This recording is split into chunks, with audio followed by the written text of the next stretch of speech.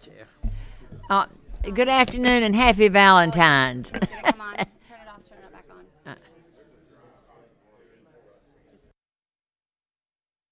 There you go. Thank everybody for coming and happy Valentine's Day. Hope you have a great day.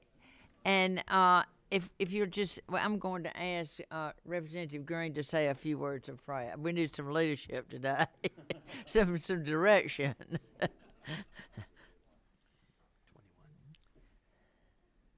Let us pray. Let us pray.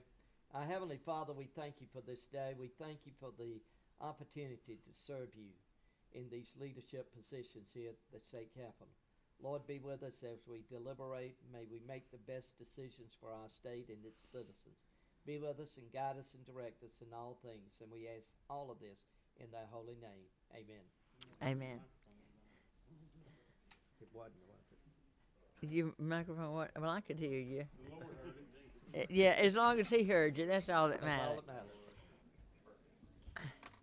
that matters. Thank you so much, and thank you, Commissioner Harper. It's good to have you here. I think this is the first time you've been before the committee, isn't it? Well, I did do the amended budget, Madam That's Chairman. right. Yes, ma'am. How But I'm quick glad you- to be back. Well, I'm glad to see you back, and you're doing a great job. Well, I appreciate that, and Madam Chairman, I couldn't do a good job without good help. And we got a great team at the Department of Agriculture, but I can't do a good job without good help from y'all either. So I appreciate the role and the work that we've done together and the work we're going to do together as a team. But I appreciate y'all and appreciate the kindness in the amended budget. And obviously, I'm working with my Senate colleagues on that on the Senate side now. So, but look forward to what we're going to do in FY24, and so we'll move forward with that, if that's okay with you, Madam Chairwoman. Sounds great. We'll just dive right in. If you'll let me get this thing moving. Here we go. So in regards to the budget, the FY24 budget, everyone knows and is aware of the $2,000 pay increase that the governor included in the FY24 budget for all state employees, including those at the Department of Ag, and we are very grateful for that increase and that pay raise, and obviously we support the governor's recommendation in that regard. There's also about $40,000 in our budget for statewide adjustments, and that's everything from merit adjustments to insurance and everything in between, and those are in the governor's budget as well. And then there's the almost $243,000 in the governor's budget in regards to the agricultural trust fund, and that money is just being shifted over into the appropriate place per the legislation that we passed last year, and so those funds are being appropriately placed as they should be per the statute and per the law. So those are the governor's budget recommendations, and we do have a few budget requests ourselves for the FY24 budget. We talked about the raw milk initiative during the FY23 amended. Thank you to the committee and to the House for putting those funds in the amended budget. It was about $775 in the amended budget. We're asking for almost 1.3 in the big budget. All of you know we passed that bill last year. This goes into effect on July 1. So those dollars in the amended budget will help us get everything up to speed so we can get going. We're already in the rulemaking process at the department of getting everything squared away, so we will be ready to go on July 1. And this budget request will help us ensure that we're able to allow the program to succeed per the statute and per the legislation and per what we're required to do at the department. So we would ask that you include that in the budget to help ensure that we have the funds we need to allow the raw milk program to be safe, effective, and successful. You'll see the next line that we're looking for and requesting is in regards to what we call the SART team. As many of you know, the Department of Agriculture, a lot of folks don't know this, but we play a significant role when it comes to emergency management and Homeland Security related functions, especially when it relates to agriculture and biosecurity when it comes to the food supply and the food supply chain. So at the department, prior to my arrival, former Commissioner Black had begun putting together a specialized team made up of employees in the department that are dedicated to this team. So whenever an issue arose, that team would be called upon to help address that issue, whether it's avian influenza or it's a hurricane, and the role that the department plays in all of that. Those employees currently do that on their own time. They do it completely voluntarily. What we would like to do, though, at the department is formalize this team and make it more of a formality at the department and have the funding for training and resources and equipment, as well as salary adjustments to give those folks an additional supplement in pay for their willingness to be part of the emergency management part of the team. And that's what that state ag response team is for, and that request is $340,000, and we would ask for that additional funds. In regards to the last thing, really one of the last things I'll hit on today, Madam Chairman and members of the committee, is the $2,000 pay increase. As you well know, we are very appreciative of the governor and what they have done, but after we went through our numbers and compared them to what was in the budget, we are about $182,000 short on shoring up the $2,000 pay increase on the state side. We've already begun the conversation with our friends on the federal side. We've already alerted them and working through that to alert them to know that that is coming in addition to the $5,000 pay raise that was given last year. And the federal side's about $147,000. So when you add those two together, it's about a $330,000 hit to our budget when it comes to the $2,000 pay increase. We've begun those conversations, like I said, with our federal partners for that $150,000 piece. That's on top of about $200,000 that we still are owed by the feds on the $5,000 pay raise that we've been working on.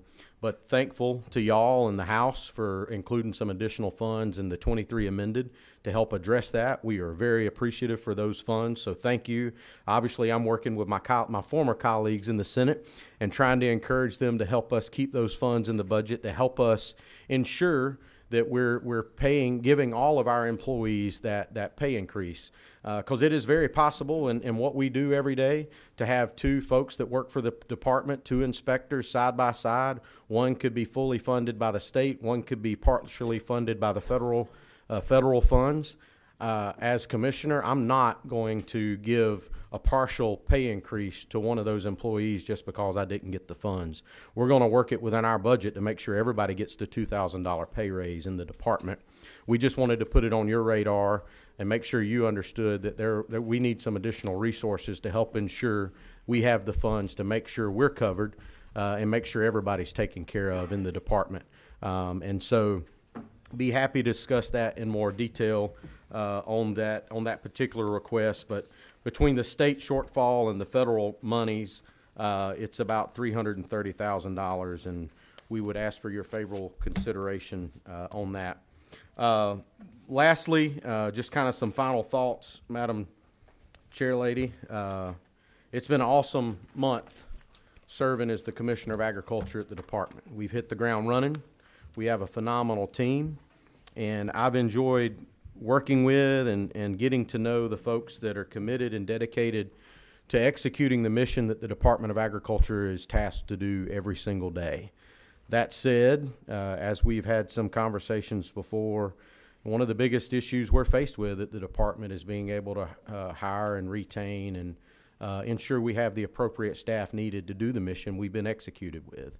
And as I've said before, in our state's #1 industry is agriculture, and I think one of the biggest opportunities we have in this state economically is to continue to invest in our number one industry and build those industries, build those processing facilities and such.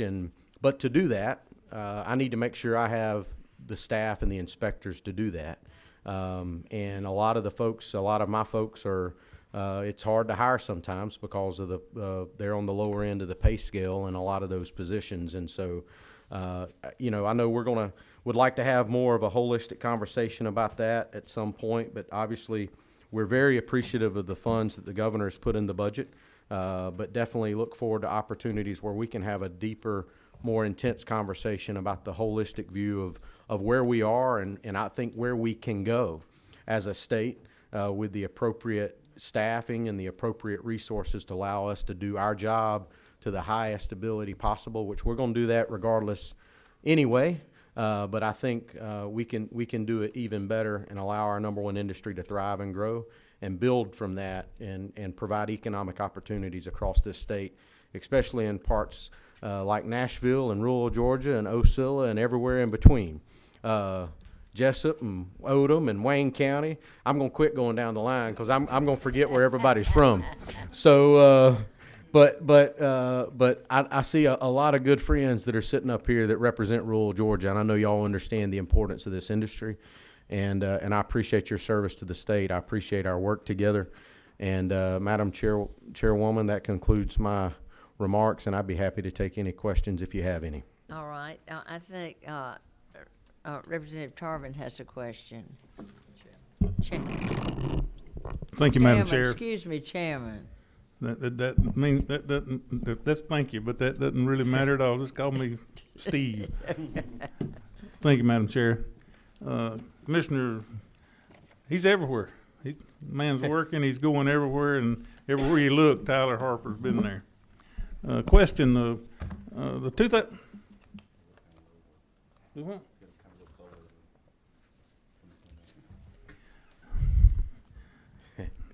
I don't even want. You don't want to know. I don't. Excuse me, sir. The $2,000 governor's raise and the $2,000 on page 2 is the same $2,000. Yes, it is. So for the governor to give a $2,000 raise in the budget, he should have put in $1,635,000 instead of $1,305,000. Well, so the federal portion is that portion that typically has not been included because those state employees aren't recognized in the budget from a funding side from that perspective, if that makes sense at all. Yeah, because, I understand. for instance, most of our meat inspectors are on a 50-50 share with the federal government. So they are state employees. They get state benefits. They're treated like a state employee. The only difference is we get a reimbursement from USDA, FDA, EPA, depending on what job they have, for their share of the funds. What the House did in the 23 amended was give us those offsets on the federal dollars to help us ensure we're covering everybody. But to that point, though, there is, by our calculations and looking at the number of employees that we have on the books, we do have about $180,000 that where there's a little bit of a discrepancy between what we have on the books and I think what OPB calculated, and we're just asking for favor in helping correct that. So otherwise, everybody won't work for the state and wouldn't work for the federal government, wouldn't they? There's a lot of that. Yes, sir. Thank you. And we'd be happy to provide any of our data to the committee as needed to help support where we got our numbers from internally. Thank you, Mr. Commissioner. Yes, sir. Chairman Meeks. Thank you, Madam Chair. Commissioner, thank you for being here today, and we know that you're doing great work already. In terms of the department as a whole and number of employees, number of vacancies, can you share those with us? I can, Mr. Chairman. We have about 540 or so employees currently on the books. We have about 107 full-time vacancies, and we have about 70 part-time vacancies. Now, the part-time side, just for clarification, some of those folks work at farmers markets seasonally, so that does fluctuate quite regular during the year. But we're a little over 100 full-time vacancies in the department right now. Thank you, Commissioner. Madam Chair, may I follow up? Yes, please. Within those 107, how many of those are in consumer protection or inspectors that you need in order to Let fulfill your me- mission? Hold on just a second. Let me see if I got that right here. And if not, you can. I send can it later. definitely follow up on that and give you a better breakdown. I don't have that with me. Jimmy, have you got that?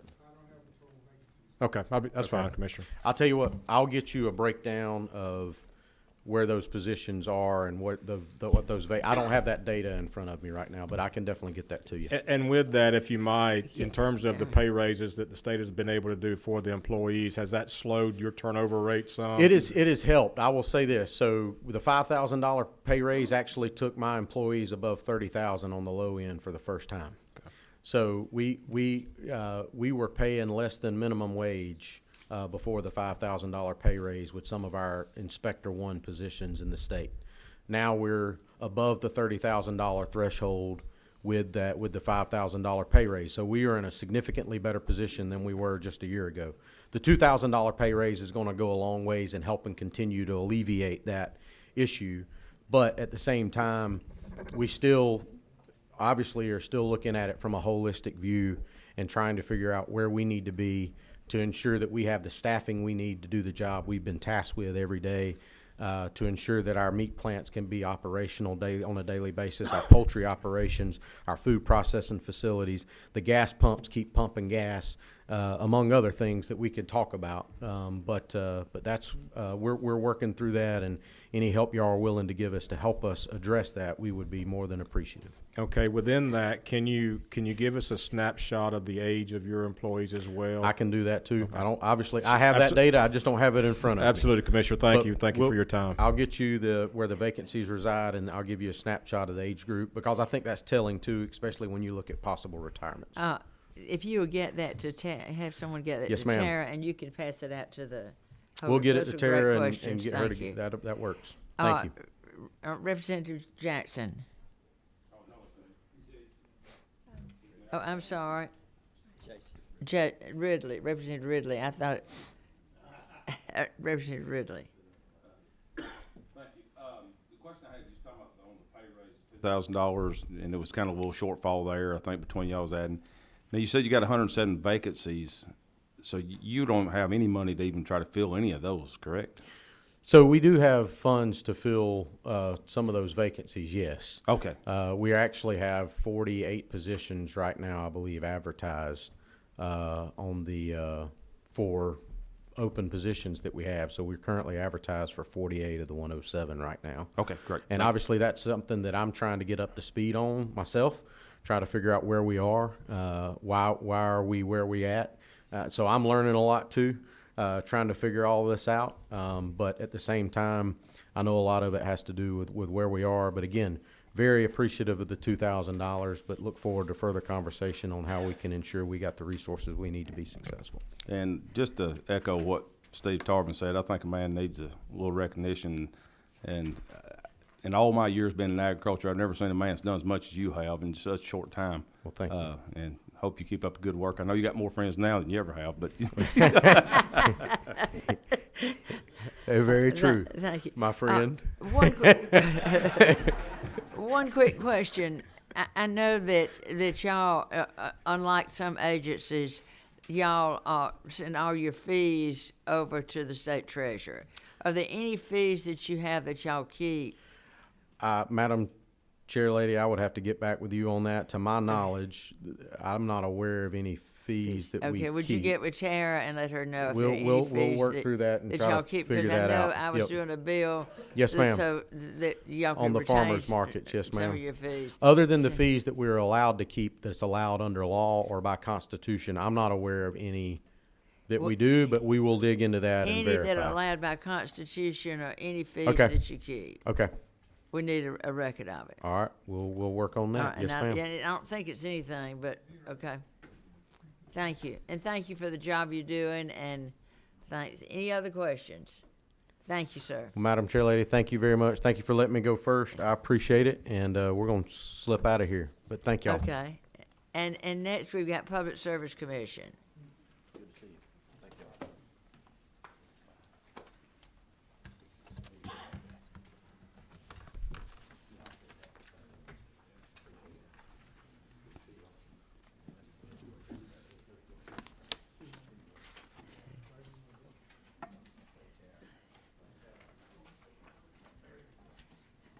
for thank you for Yeah. coming. Good afternoon, Chairman Houston and members of the subcommittee. My name is Reese McAllister. I'm the Executive Director at the Georgia Public Service Commission. Thank you for the opportunity to appear before you today to discuss the fiscal year 24 budget as it relates to the Public Service Commission. I'd like to begin by extending regrets on behalf of our Chairman, Tricia Pridemore.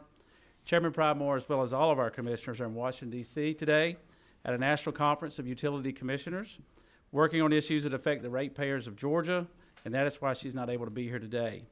Additionally, I would like to thank you for moving us up in order as well so that we get across the street to appear at the House Energy, Utilities, and Telecommunications Committee regarding a piece of proposed legislation. So thank you, Chairman, for that as well. Now I'd like to draw your attention to the briefing sheets that were handed out to each of you, please. As well as we are very grateful for the governor's recommendation for the $2,000 proposed increase for all state employees. Also, 2022 was one of our busiest years at the Public Service Commission with 83 hearing days. It's a 14% increase in hearings. That's where the commissioners are in session over 2021, and our anticipation is every year it will increase. Over the past several years, the PSC has described a need for more personnel to better fulfill the PSC's mission.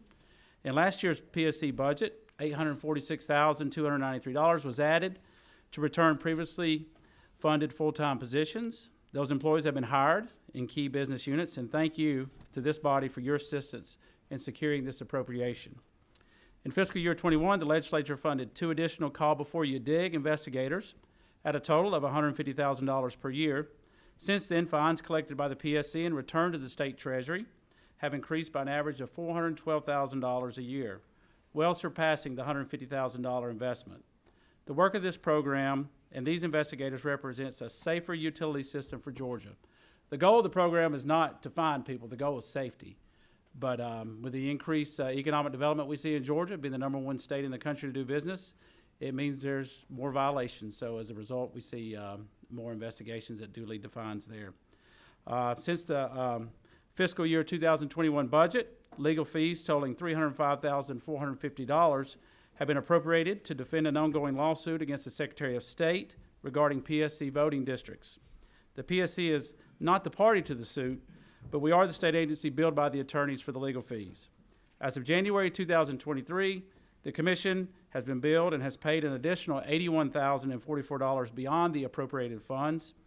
Bills for an estimated $203,000 in additional attorney fees are expected soon. This should finish the lawsuit's process through the 11th Circuit Court of Appeals, and the House added funding of $284,044 in the amended FY 2023 budget to cover these fees, and we thank you very much for that addition. As described in the previous meeting of the subcommittee, the PSC is in need of additional security. The Georgia State Patrol will provide security for all our meetings at a cost of $47,840 a year. The House did add these funds to the fiscal year 2023 amended budget, and once again, we thank you for these funds as well. They will ensure the public is safe as the PSC does its required work. Last year, the governor recommended and the legislature approved a $5,000 increase for all state employees. The House added $159,219 to the fiscal year 2023 amended budget to provide funds to fully implement this cost of living adjustment for all PSC employees working for the state. In total, the House approved an additional $207,059 for the PSC in the amended fiscal year 2023 budget for the added security and salary funds, and our only request is that these funds be sustained annually. Legislation under consideration by the General Assembly would include extra duties for the PSC. Specifically, House Bill 73 would require the PSC to certify rooftop solar companies. This added workload would require up to 3 additional full-time employees. Should the bill pass, the PSC would request a meeting to discuss additional funding. Madam Chairman, thank you for consideration of these requests, and I will be happy to answer any questions that anyone may have. Thank you. Do I have any questions?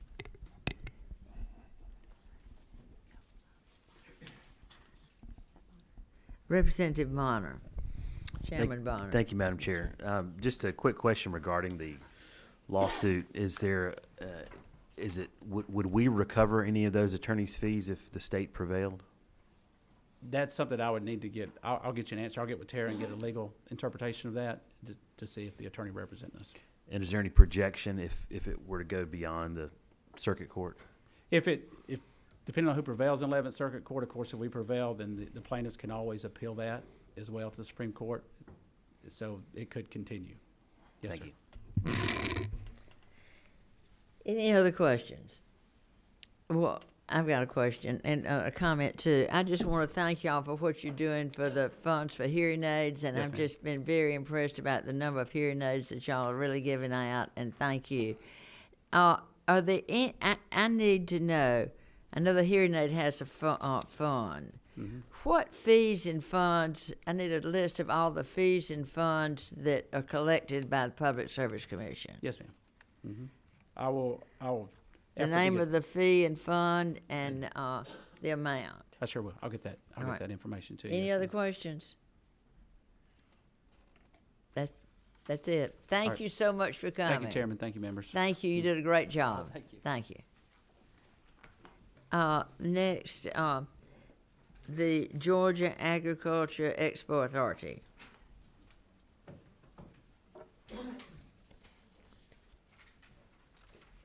Thank you, Madam Chair. It's great to be with you all today. We appreciate the opportunity. For those who I don't know, I'm Stephen Shimp. I'm the Executive Director of the Georgia National Fairgrounds and Agri Center. I have with me Miss Lori Dowd. She is our CFO, and Kelly Owen is our Livestock Director. And we're all here just in case you have questions. We want Okay. to make sure that we don't get anything. I'm going to turn it over to Lori here. We've got a few asks highlighting, most importantly, that I think of as our staff. We were not included. It was not funded for the $2,000 state employee raise. Was not funded at all for our agency. So that's number one that I would like you to consider in 24. But now I'm going to turn it over to Lori, and she created this package that y'all have. Okay, good. Thank you. So I did provide a one-page summary for everyone, and then there's also a little package presentation for your bedtime reading enjoyment if you would like that. It's just a little bit different from the one you got a few weeks ago, but the one-pager pretty much sums everything up. So as Stephen said, the governor's budget did not recommend any increase for our employees, so we do have 68 full-time benefited employees that we would love to be able to give at least the $2,000 for retention needs, because it's pretty difficult to maintain a staff down there. Anything above and beyond that would be greatly appreciated, because we are currently about 8% below the area average for what our folks get paid. So we have in FY22, I think it was about a 30% turnover rate. So anything in that area that we would be very appreciative of getting, so that we could give some of that increase. The other thing, the insurance premiums, I'm sure everyone knows, we're paying about $100,000 more a year for our insurance. So we would respectfully request to get that also in addition for next year. There was no recommendation in the governor's budget for an increase for that either. So those are the two main things we were looking at for our appropriations. And then, of course, there's the capital that we talked about a few weeks ago that we still have on the table that we would like to get as well. And that's about $2.8 million there for the new small species barn and arena. Okay. That's all. Oh, I'm trying to find y'all in this big budget. I'm sorry. This year we have, I think it's $899,000, almost $800. Right, 900,000. Yes, ma'am, right at 900,000, and Uh-huh. that's what he also has for FY24 out there. Okay. Do y'all usually get when the governor gives budget increases, do you usually get it, or? So the last 5,000, I wasn't there at the time, but they did get the last 5,000, but I think you had to go back and ask for it. It was done in this process. In this process, okay. This, I was just looking at page 2 of 9. Section 13.7.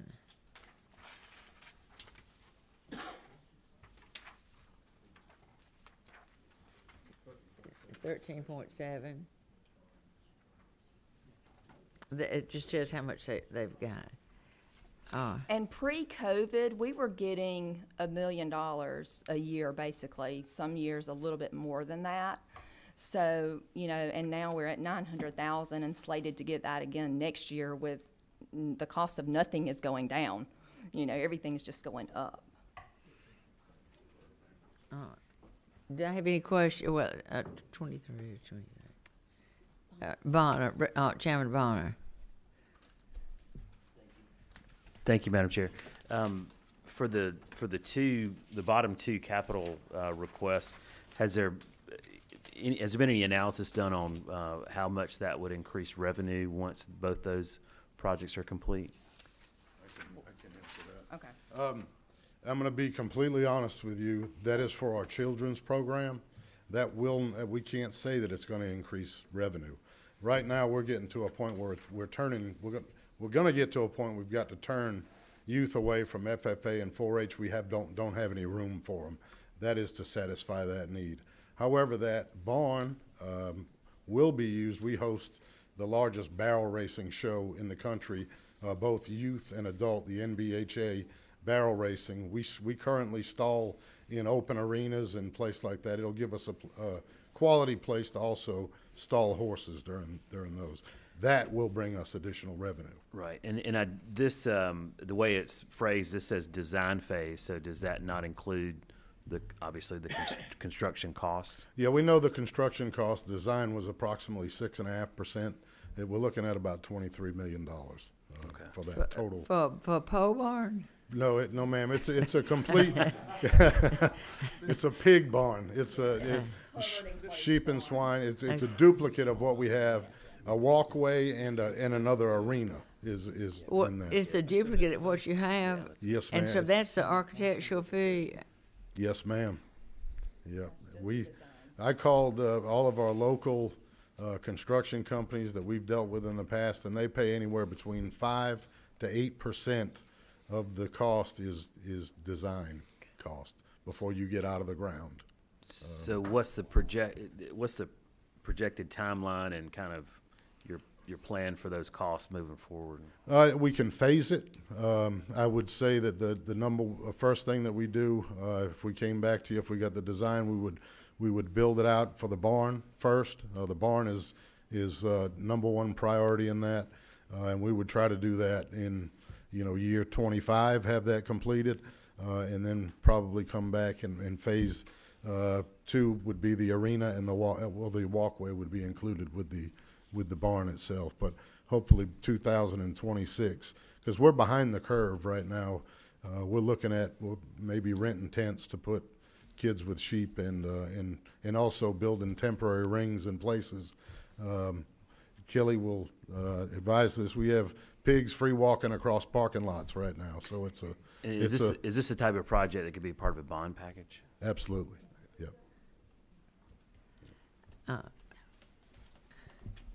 Representative Meeks. Thank you, Madam Chair. Kelly, you mentioned that in FY22 you had an approximate 30% turnover rate. Is that turnover rate which employees are we talking? We're not talking administratively, right? No, it's mostly custodial, general labor, things like that. Seasonal? Yeah. No, I didn't. Now, in my calculation, I only included our full-time. Full-time benefit is what I included. So with that $2,000 increase in pay, does that then drive up your seasonal salary or pay for your seasonal workers as well? Yeah, well, no, this calculation does not include any of that. I would like to, some of our part-time seasonal landscape and general labor type people, maybe give them about $1 more. I think most of those are making about $10 an hour now, and it's getting pretty hard to find folks to do that. How many of those employees? I know that varies from year to year. 20, well, I'd say ongoing seasonal, probably 25. And then, of course, during fair and all, we have, Yeah, up to 300. I guess that's where I was getting is when you Yeah. get to the fair time and Yeah, showtime, you've yeah. got significantly more employees there. Definitely, We definitely, jumped from 68 to 300 and Yeah. 400 employees yeah. pretty quick. Okay. Thank you. Thank you, Madam Chair. Are there any other questions? Now, I'm sure that y'all don't collect any fees for anything, just the, Well, We have rentals, yeah. we're 90% self-sufficient. I mean, Okay.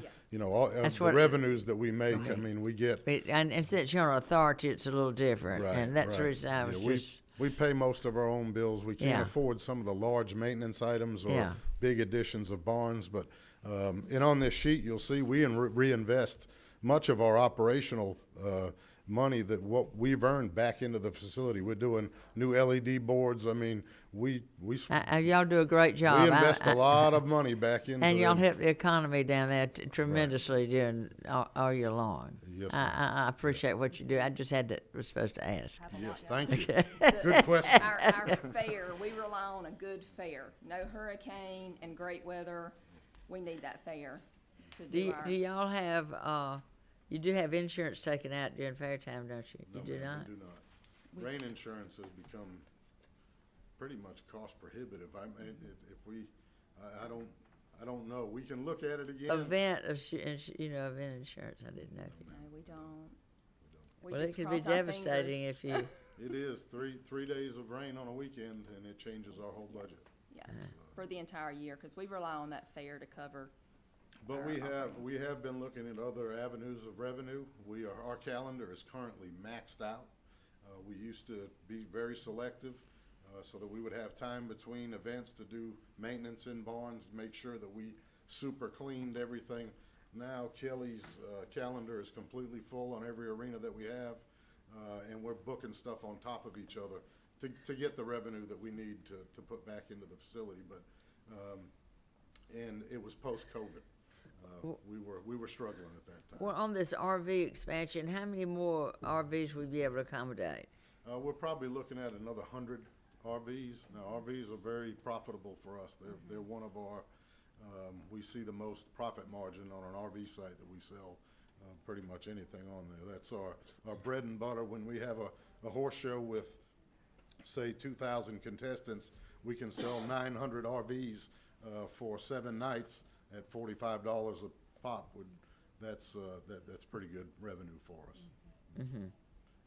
So pretty soon, that 500,000, you could pay for it, it'd pay for itself pretty soon. Thank you, and thank you so much for the job you're doing. It's a fun place to come. Yes, ma'am. Thank y'all. Thank you. See you at Y'all the fair. Come to the rodeo. What do y'all have to do? Yeah.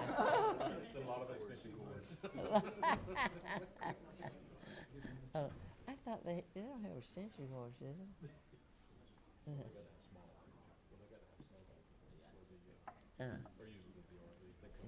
That's right. Okay. You make me think we were on extension. Soil and water.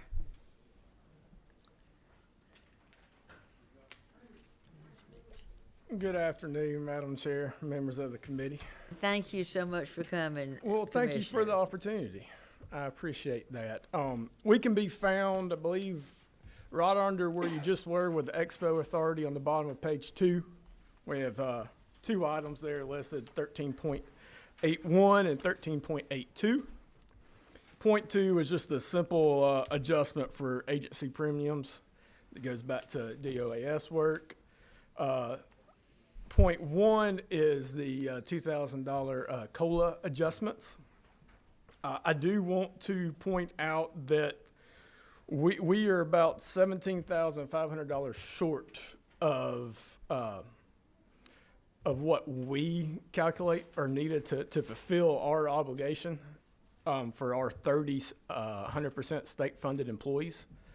We do have other employees that are federally funded, and like Commissioner Harper spoke on, they're working on their end with federal partners, and we're doing the same. Had a good conversation with our folks last week about being able to increase salaries through our agreements with our federal partners. So they're able to participate in this as well, but did just want to bring to the committee's attention that we would like to see that $1,750 in so we can meet our obligations for the newest round of COLA.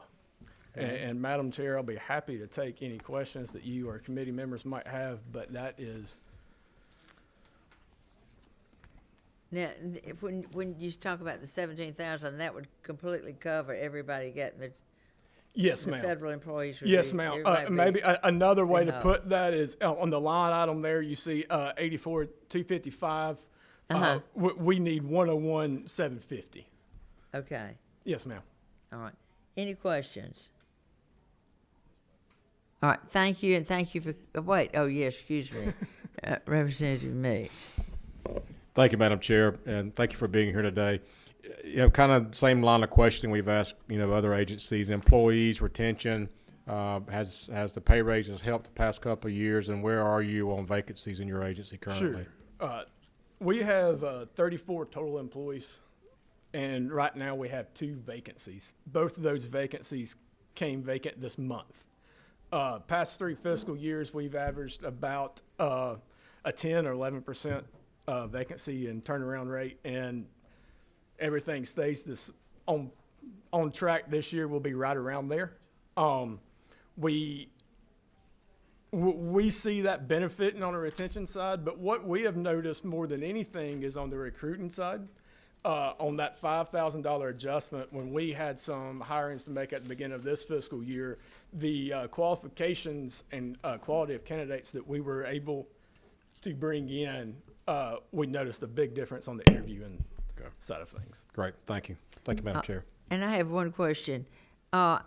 What fees, y'all do take in fees for different things y'all do? No, ma'am. We take in or receive no fees for any of the permitting we do, for any of the certification classes we do.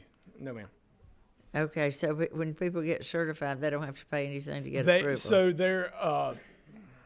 there's third-party contractors that are certified to teach the classes. Mm-hmm. They receive a fee from the attendee, the individual interested in becoming certified. They pay that individual to train them to teach the class. The agency receives nothing for that. What about when people send in a plan and y'all have to approve it? Yes, ma'am. Do they have to pay a fee to send that in? No, ma'am. That's a service that the state provides free of cost, and we operate those salaries just on what you see fit for us to operate on. Okay. Any other questions? Thank you, and thank you for the job you're doing. Thank you, ma'am.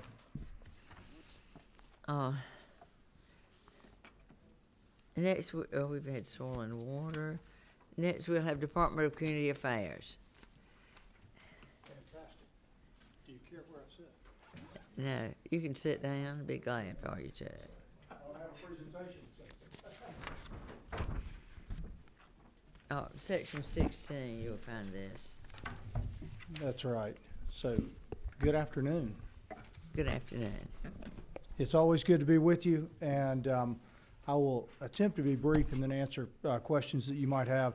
As you just highlighted, working off of Section 16 in your tracking sheet, I'll just start by saying thank you. Thanks for the support that you always show, not only through the budget process, but also in the work that we do all across the state to help build strong, vibrant communities in every corner of the state.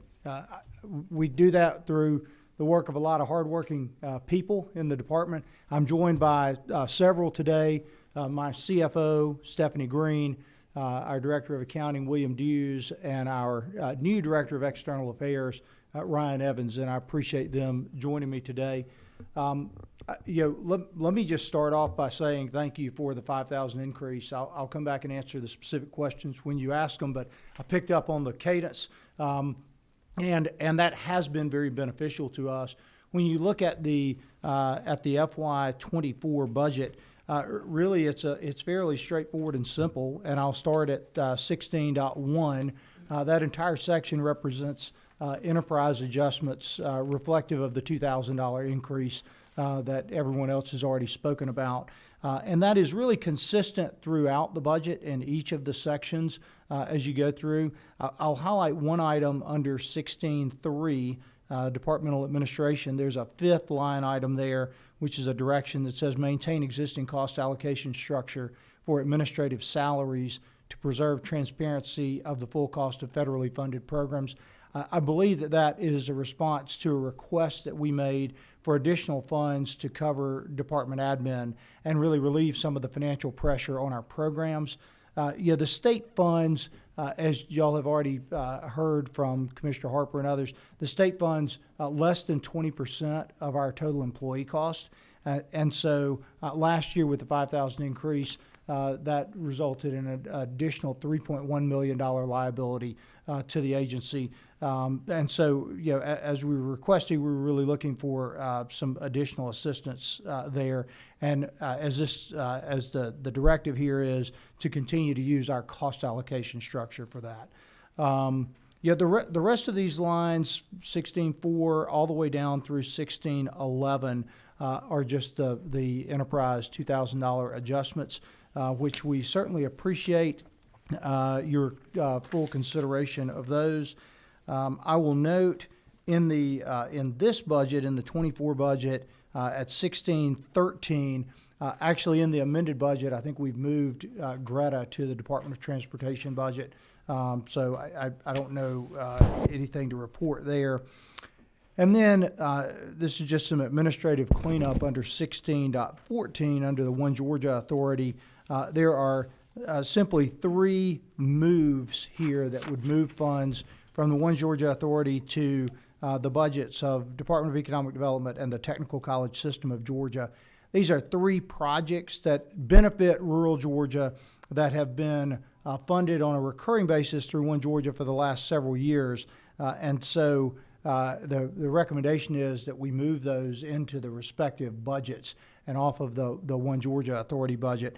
I'll remind you that the legislature has oversight over the One Georgia Authority, and the Speaker as well as the Lieutenant Governor serve as members of that authority. So that really concludes our budget presentation. I'm happy to answer the questions that you have about anything that I spoke to, or the couple of questions that I think y'all are asking everyone. Representative Jackson. Thank you, Madam Chair. Commissioner, thank you for the job that you do here in the state of Georgia. We really appreciate everything you do. On 16.9, can you talk about the special housing initiatives? I know rental housing program, there's no more money in there, but what are the special housing initiatives? So special housing initiative is really just the state's contribution to the State Housing Trust Fund, and that is an annual contribution that funds primarily the matching funds required to draw down about $21 million in federal funds that go to address a host of housing issues in the state. In addition, there are two ads that actually this body has included in there over the last couple of years. One, Madam Chair, is a health coordinator that works with the Southern Regional Commission and also the Southwest Regional Commission. And then the other is for the SILK program, the State Independent Living Council. That's a very small portion. Roughly $3 million is used to leverage $21 million in federal funds, and that's simply what that's for. That's the State Housing Trust Fund contribution. Well, could you give us a report on where the other $21 million go to? Yeah, absolutely. I'll get you a detailed. Isn't that sort of what you wanted, Representative Jackson? I can give you, and actually there was a second part to this question, if I might answer it, because I'll come back to you with a full report on that the $21 million comes through the Balance of State Continuum of Care, which is a very wonky term. It's a HUD program that addresses a host of issues, permanent supportive housing, other homelessness issues, and the like.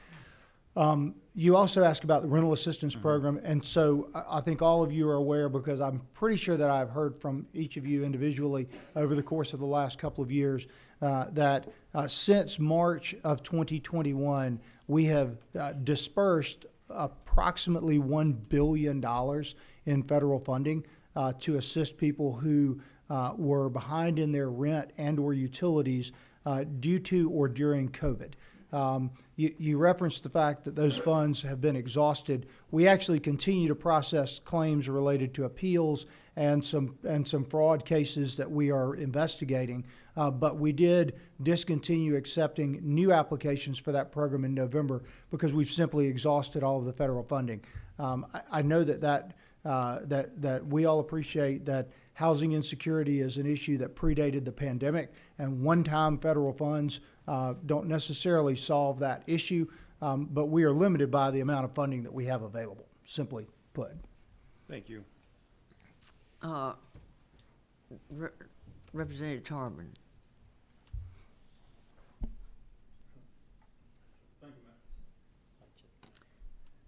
Thank you, Madam Chair.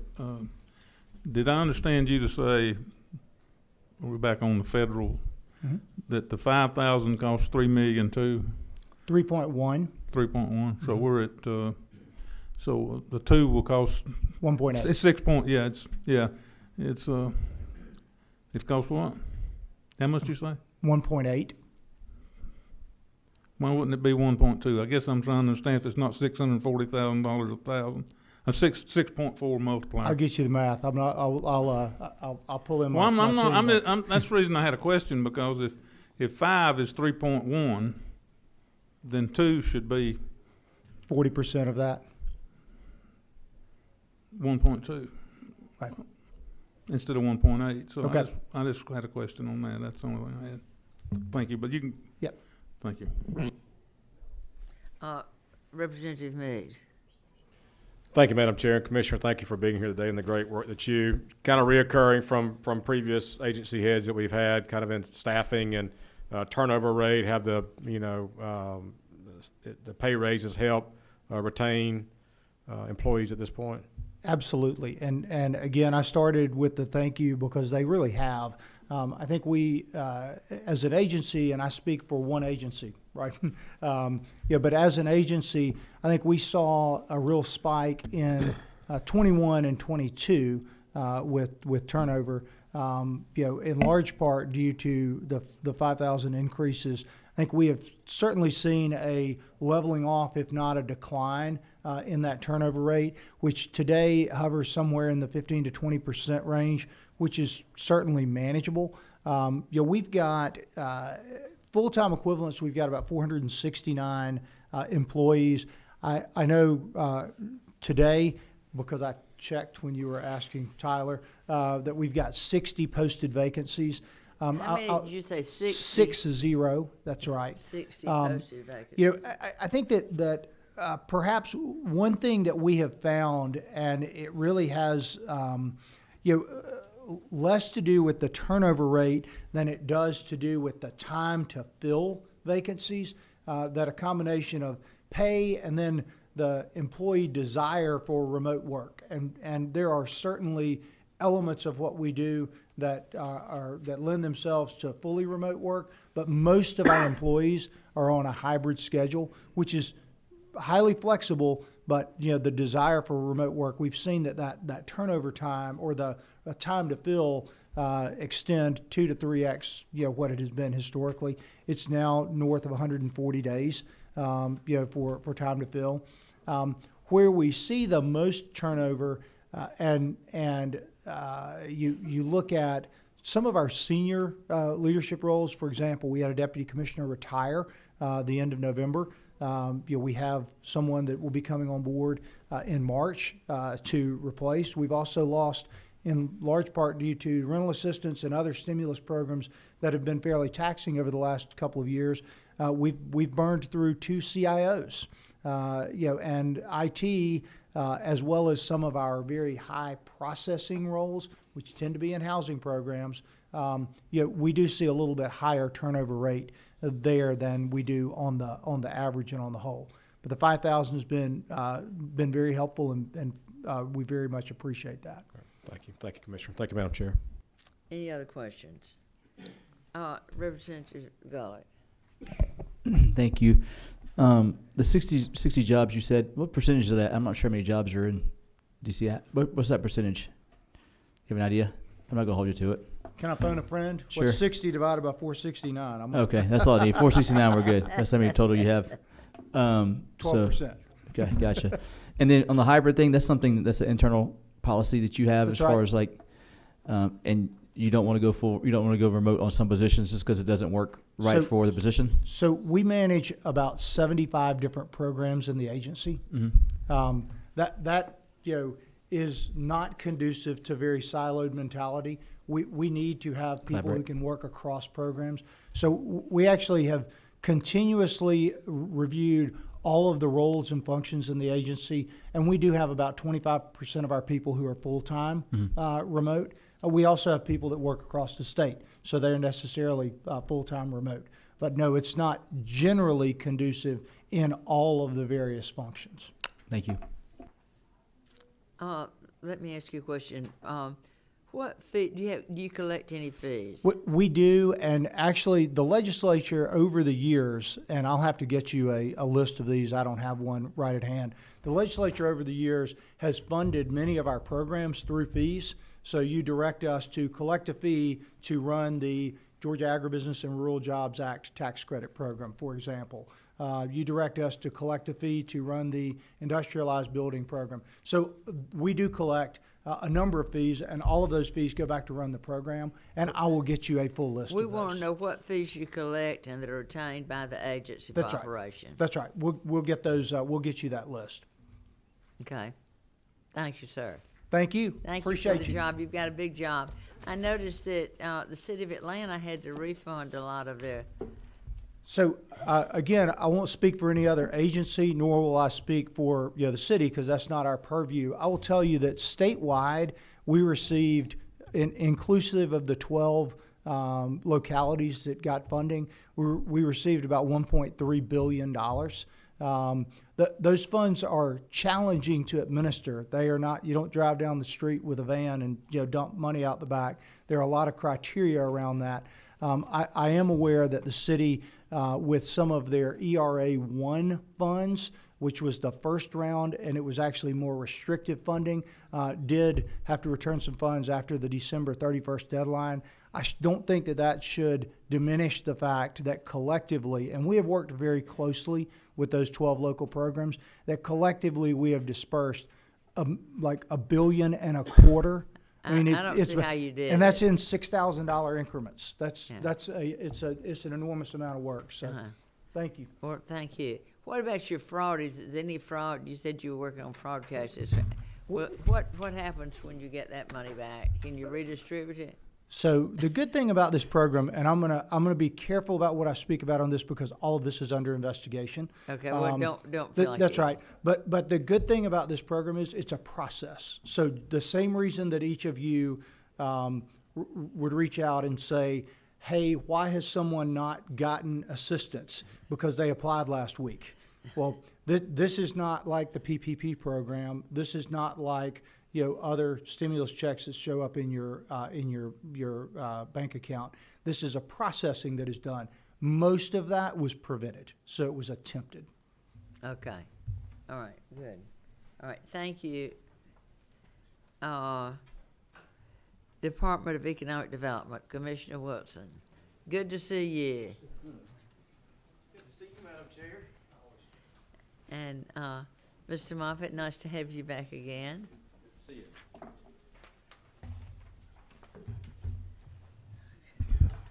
I have to bring a guy from New Jersey to keep me in line, Madam Chair. Right. Good. Okay. All right. If you, on your tracking sheet. 23. Section 23, yeah. So, Madam Chair, we of course do not have a lot to talk about. There are not a lot of changes in our budget today. But I want to start by saying thanks to this subcommittee. You guys have, for a long time, been very helpful for all the things that we do in order to bring jobs and investment to Georgia. And over the last 10 years, I think we're going to look back on this decade as one of the most prosperous 10 years in the history of the state as far as diversification of the economy and bringing economic development to areas that have not seen it in a long time. But specifically the current situation that we're in, and I've talked to the governor about this, this is almost like the reindustrialization of the South. We're bringing manufacturing jobs to the South that we may have never seen before. If you think about where we were following the Industrial Revolution, you had a state that was built on agriculture and commodity manufacturing, so textiles, food processing. Heavy manufacturing remained in the South and the Rust Belt, or in the North and the Rust Belt. We're seeing something today that these are generational type investments, and once they come, then they're going to be gone.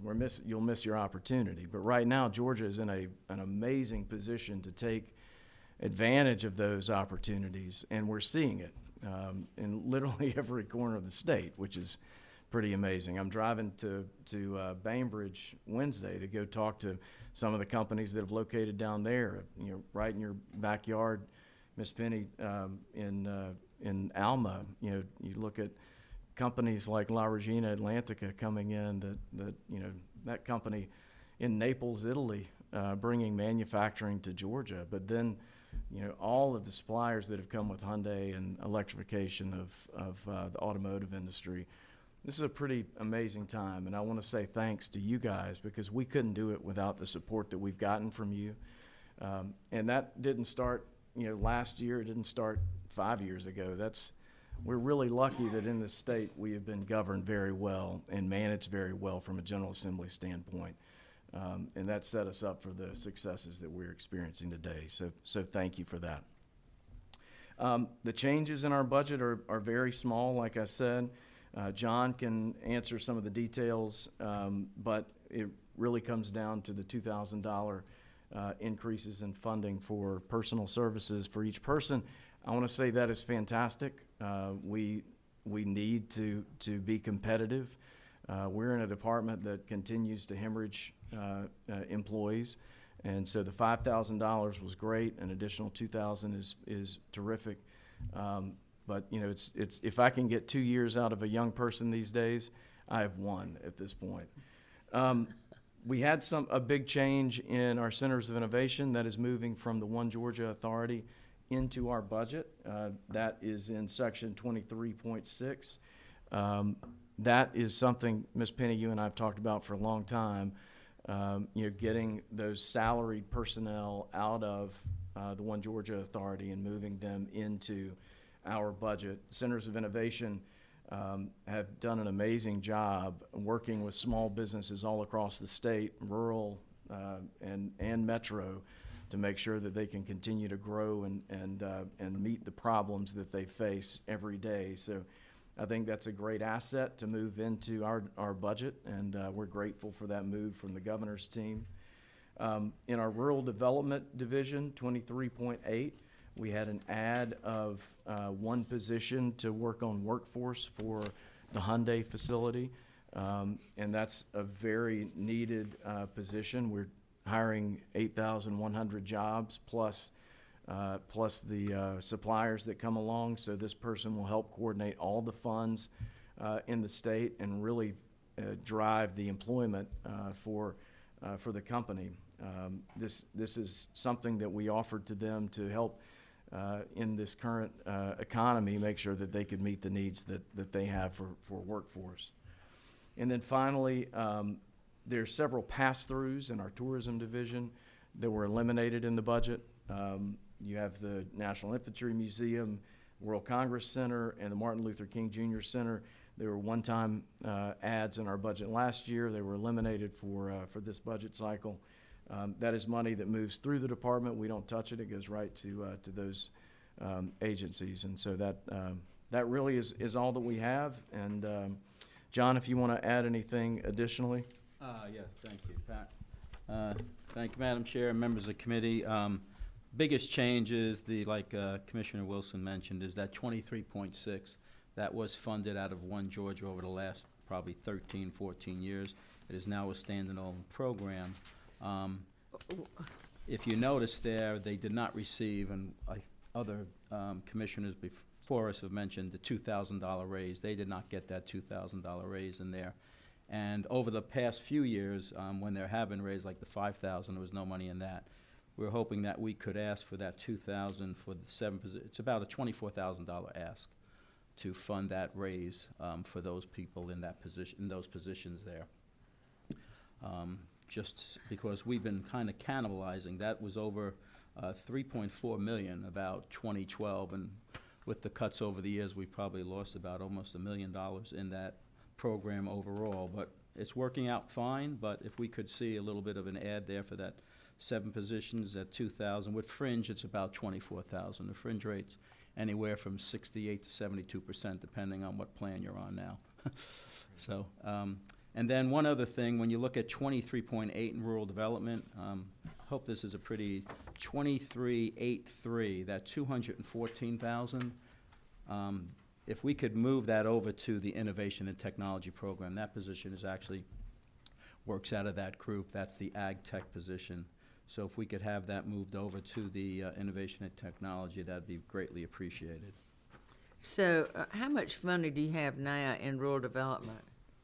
Rural development, we have, before the raise this year, and we were at, well, it's 1.4 million. So if you take the 214 out, you'd be about 1.2 million.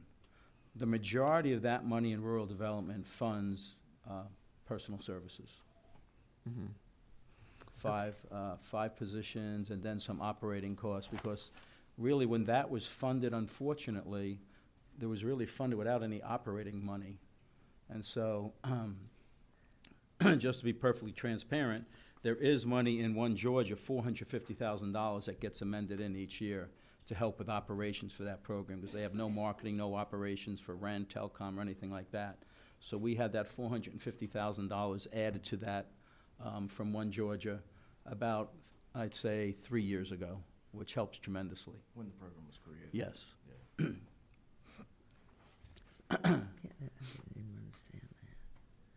Okay, so there's no line item continuously for rural development in your budget? For operations? For operations, that's right. No. Okay. Well, I break it out. There's about $28,000. Okay. Because I needed some, and I've kept that the same over the years, because we didn't get the 450 when it first came in. Okay. All right. Representative Garlick. Thank you, Commissioner. So about the Hyundai economic, so like the liaison that you're hiring. I remember we did also one for Rivian. I think we did 2 positions for Rivian, because I think it's like exactly half of that amount, 224, 124. I think it was like 450 or something like that. Or, what's going on with those positions, and how is the Rivian project going from your perspective? Yeah, and so the two positions for Rivian. One was the project manager who's hired and is working on the project. The project itself is progressing, and we're if you go out there today, that is, we have about 250 acres cleared. Wetlands we've gotten our wetlands permits. We're moving. In fact, we're working with Rivian right now to plan a Rivian Day at the Capitol, where we can celebrate and hopefully let you guys drive some of these amazing vehicles. The project is moving, and we're excited about it. Of course, we still have court cases that are ongoing. In fact, my general counsel is in court today with some of these frivolous lawsuits that are happening out there. But we're excited about the project. The company is committed to Georgia. I've been to Normal, Illinois multiple times, and visited the facility. It is a great company with an amazing product, and we look forward to those trucks rolling off the line in Georgia. The second position has not been hired yet, and we're waiting until they begin their movement towards increased hiring. They've had to slide their production schedule back Some of that has to do with the ongoing litigation, but they are, nonetheless, the project is moving ahead, and that position will be hired as soon as we start the hiring process for their employees. And remind me, thank you for that. So one was a project manager, which you've already hired. What is the other second position? I know you said you were waiting. Workforce. It was a workforce position, just like this one. Okay. So All right. that has been vacant, the workforce. That one has been vacant. Okay. Do you see the Hyundai one being vacant for a while too? I mean, is that? No, Hyundai's operating at a very different schedule, and if you go to Bryan County, you'll see the largest construction site that I've ever seen with 3,000 acres cleared. They're two very different companies. Hyundai is, they have done this before, and they have a plan and a model, and it works, and they move fast, and every day that they're not in market, they feel like they are losing market share, so that position will be filled and move quickly. The difference with Rivian is they are focused on their normal plant right now and making sure that the manufacturing is coming off the line there. They hit their goals. They've actually produced more cars in their first year than Tesla did in their first year. It's a company that had an amazing product, that worked a really long time to create an amazing product, and then had to figure out how to manufacture. How to scale it, yeah. Yeah, and they're doing that now. And having been multiple times to Normal, I've seen the progression of that at the facility itself. And so as they turn and pivot to their next manufacturing facility. So if you think about the one in Normal is producing 3 vehicles. It's the Amazon truck, the van, which has been widely successful, the R1S and the R1T, the truck and the SUV. The next facility will produce their smaller SUV and the smaller truck, which will hit a wider market share. And so they are looking to roll those models out in the future, and that's exciting for us because that's the future of the plant in Georgia. And we're not too worried about the cuts that they've had as far as just across their business in general. No, it's just like what you see with any company that grows very rapidly. They're focused on R&D, and they're focused on growth, and then when you scale to manufacture, they didn't cut anybody who touched a vehicle. Okay. And so it reminds me of when Gulfstream went through their major growth from 2006 to 2013. They get to 2016 and they've got massive duplication of effort. So they cut a tremendous amount of people. Nobody that touched a plane was cut. And so that's very similar to what we're seeing now with Rivian. And so it really is the health of the company. I think they're going to be a much better, leaner manufacturing company than they were going into the process. Okay, and one last question. This is for you. So the 24,000 you're looking for people who didn't get the 2,000.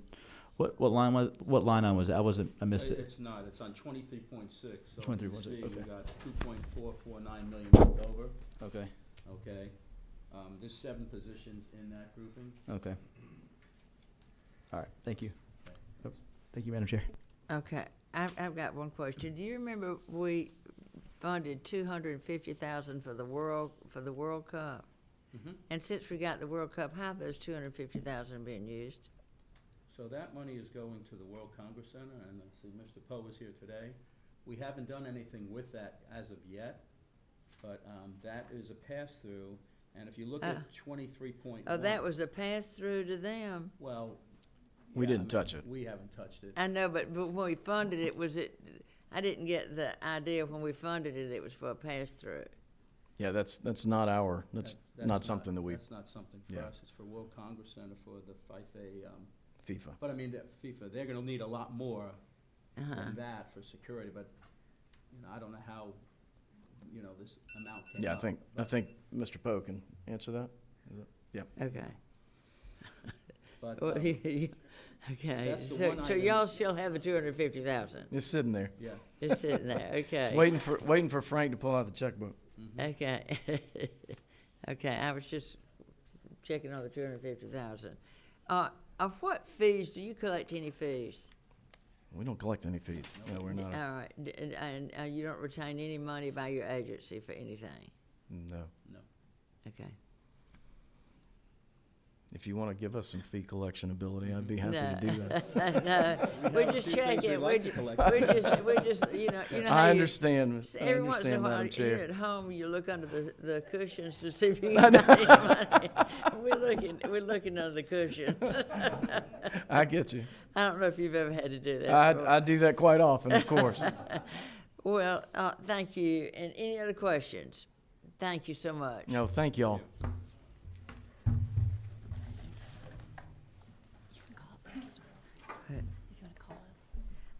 Yes, World Congress Center. Sorry, Frank.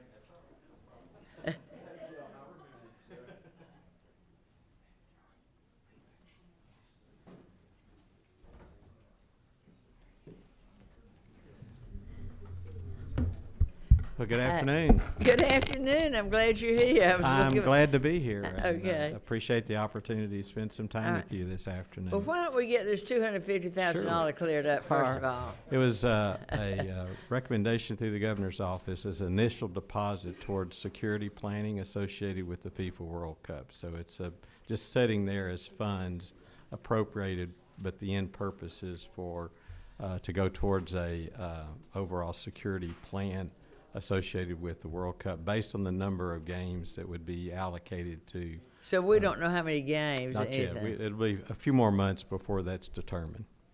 Okay. Okay. All right. Any questions on that? On the World Cup?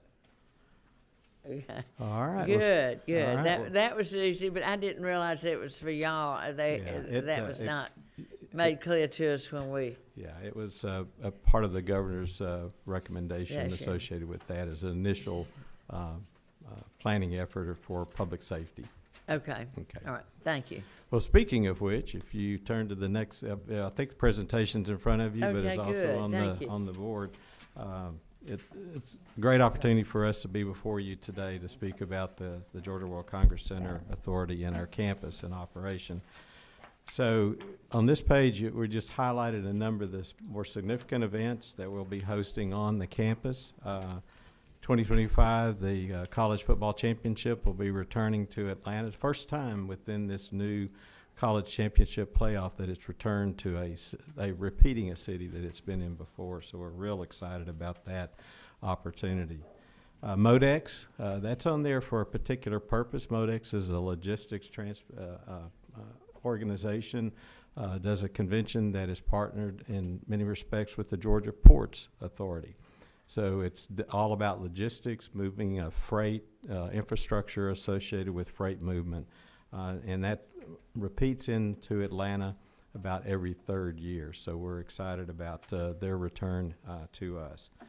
Global Business Travel Association is the world's largest travel organization, so it will be in Atlanta, and so we get to highlight the campus and all the facilities that we have here in the state to support travel and tourism.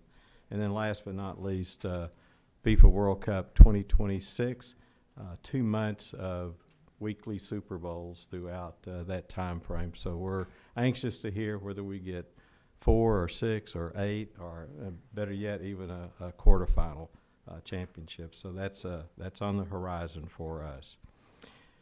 If you go to the next page, we're oftentimes asked the question, how much money we are reinvesting back into the facilities on the basis of our net profitability. And so this page really gives you a history of what we've reinvested back into the Congress Center based on a plan that we have developed and frequently update for improvements in replacement and capital repairs through the facility. So it's total for us of just over $67 million over the course of that time frame. But obviously the state of Georgia contributes a significant more about that. So we try to keep it at about a third reinvestment because we have a number of things that we use our profits from. Operating reserves, we fund a retirement health benefits program for our employees because we're not on the state health benefits program. And then we use a balance of that going into capital projects. So our annual profitability helps us support capital reinvestments on the basis of what we're able to generate. And put that in a little bit further context, we're a rare operation in the context of convention trade show business. We make money, but for the COVID years, we make money, which is vastly different than our competitors are losing anywhere from, of our competitive set, can lose anywhere from $15 to $60 million a year. So we're self-sustaining. We're proud of that fact that we are, but we don't have large, deep pockets to fund a lot of the programs that we need to fund across our campus, which leads us to really just to help give you a little finer point on some of the things we've funded, ranging from roofing to elevator modernizations. We've replaced transformers throughout the facility, our flooring, park improvements, a number of different priorities that we have, that we try to balance our capital dollars that we have available to priorities within each of those assets, because we cover here in Atlanta over 200 acres property downtown. We're the 4th largest convention center in North America. We also maintain a 22-acre park that's a legacy from the '96 Olympic Games that we're very proud of. We have a relationship with Mercedes-Benz Stadium that provides cooperating support for the operations there. So we do a lot of different things with those capital dollars that we plan out, at least on a 3 to 5 year basis, and adjust priorities on the basis of something that may occur on an urgent basis.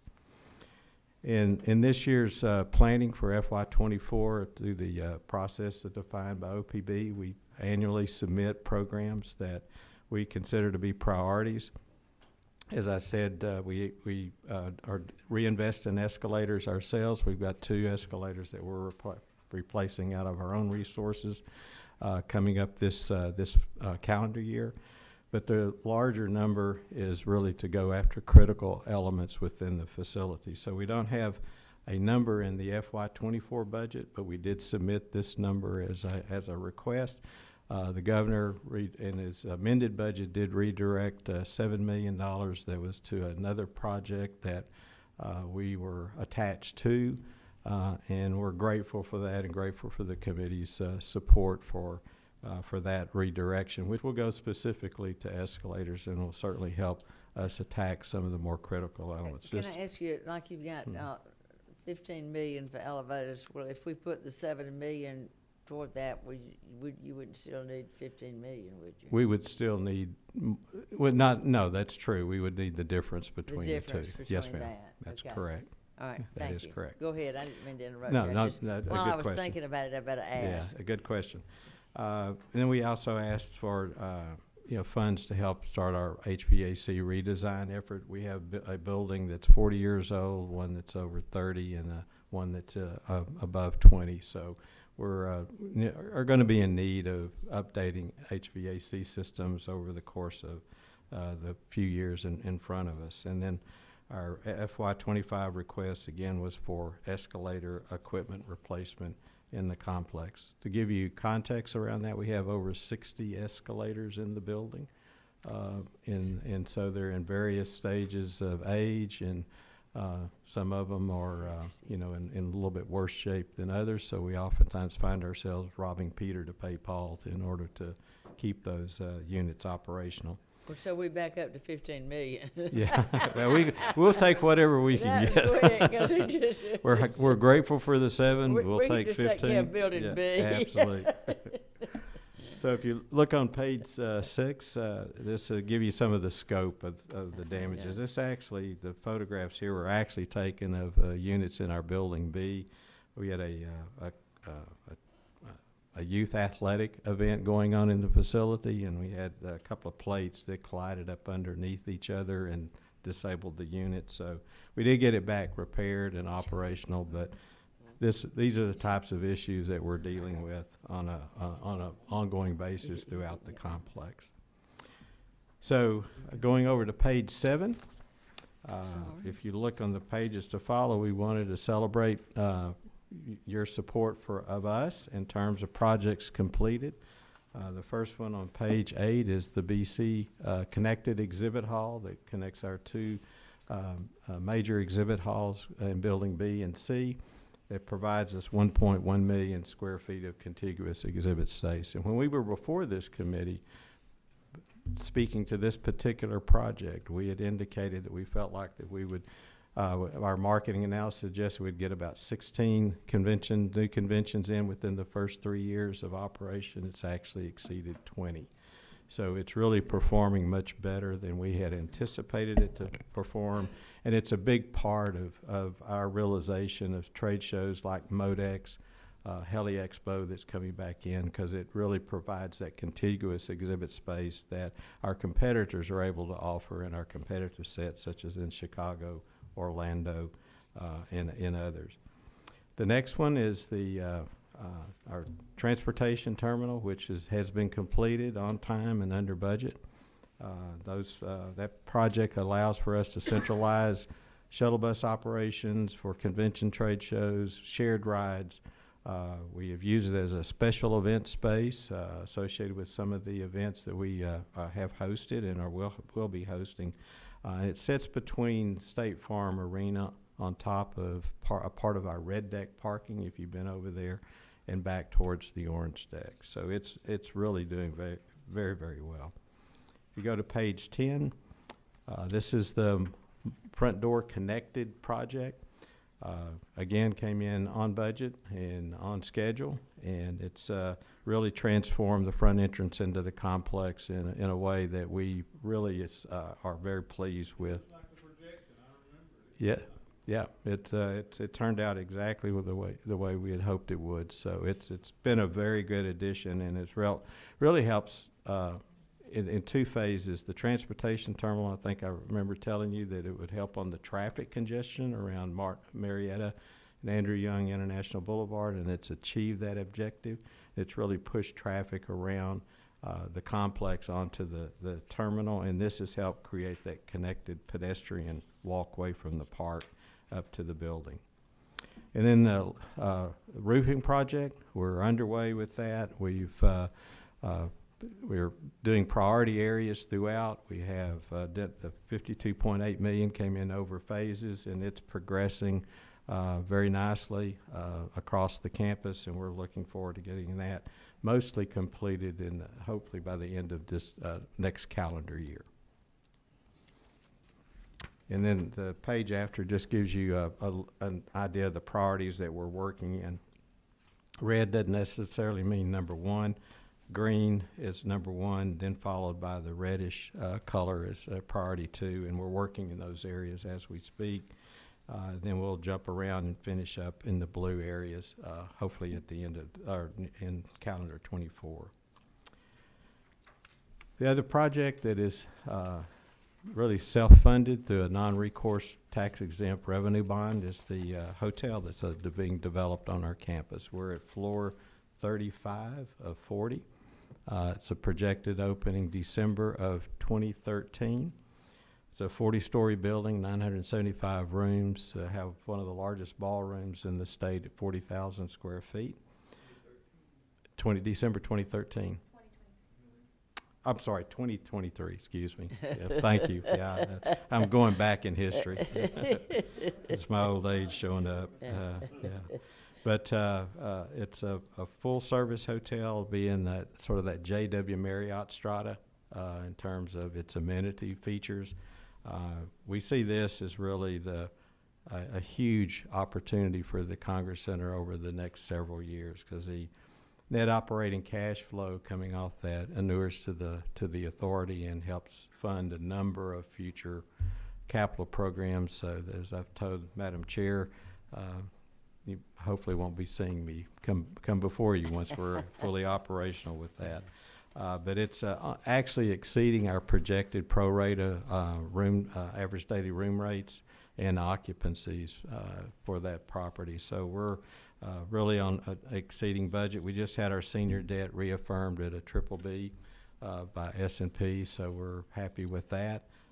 And again, it's well within our total development budget for that project. And so one of the things I want to always try to touch on is for FY22 is sort of our report card based on our annual report, which I believe you have copies of. In FY22, we hosted over 170 70 events. Over 3 million people graced our doors. We generated $1.6 billion in economic impact to the state of Georgia, and those are validated through the state's economists. We supported 16,000 jobs, and just on sales tax alone, based on your investments into the facility, we returned $76 million to the state just on sales tax. Does not include income tax, does not include the $5 per night funding that goes to the transportation fund. It's just strictly on sales tax associated with the events that we hosted. And so with that, I'll conclude my presentation and be open for any questions you may have. Representative Tarbin. Can you hear me? Yes, sir. When was the when was this center opened? The first, do you remember? 1976. 1976. Yes, sir. And looking, and just, this may, I certainly don't know, and you may not, but on page 11 and 13, some of those roofs is a polyurethane foam roof. Are these still in use, and is some of these polyurethane foam, or do you know? This is it's a polyurethane product, but we strip off the existing roof, go down to deck, replace deck where we may need to replace the metal deck, and then come back in with insulation. Insulation, and this will be like a membrane. Yes, sir. You know, at first it was a foam and then a paint with a silicone paint, but it looks like some of these on 13 are still that way, and so, but now it is a membrane on top of the foam, on top of the insulation. That is correct. Yes. Thanks, sir. Representative Bonner. Thank you, Madam Chair. So the $10 million is the was. Okay, there we now. go. I'm sorry. I can't operate a telephone either. The $10 million, that's just for the HVAC design work, is that? That is correct. Yes. And so what is the projection for the actual replacement? The actual replacement, it would be just under $200 million. Okay. And I apologize if this may have been answered in the amended budget process, but does your budgeting procedures allow for capital reserves on an annual basis? It does. We set those aside based on our profitability. So there are three buckets we draw from for that. Is operating reserves, because that's what really sustained us through the COVID. We bled through over almost $10 million in our operating reserve, and had to terminate over 200 staff members to sort of squeeze keep our to ensure that we had funding to go through that period. This committee and others appropriated $3 million for us during that time period to help us with our public safety needs associated with a lot of the activity that was going on in downtown Atlanta during that time period. So operating reserves are critical for us because it's sort of our lifeblood and rainy day fund. So we may try to maintain at least 6 months of reserves. We had to make that amount of money stretch for almost 2 years, which caused us our reduction in staffing. So that's one area. The second area is we're not on the state's health benefits, so we put money into a trust fund that's for our retirees, so their future health benefits are covered through a separate trust fund. And we took some of the monies that when we shut down the dome, we had operating cash come out of that helped us populate sort of seed money into that reserve fund. And then the last is capital projects. And so we take our planning documents for capital, what we've got available in profitability, and then we just hit those priorities and across the campus. Okay. And I'm just trying to I guess fully understand for an organization that's essentially in the facilities business. How do we avoid moving forward appropriations that are specific to maintenance or replacement items that we know have a lifespan to them?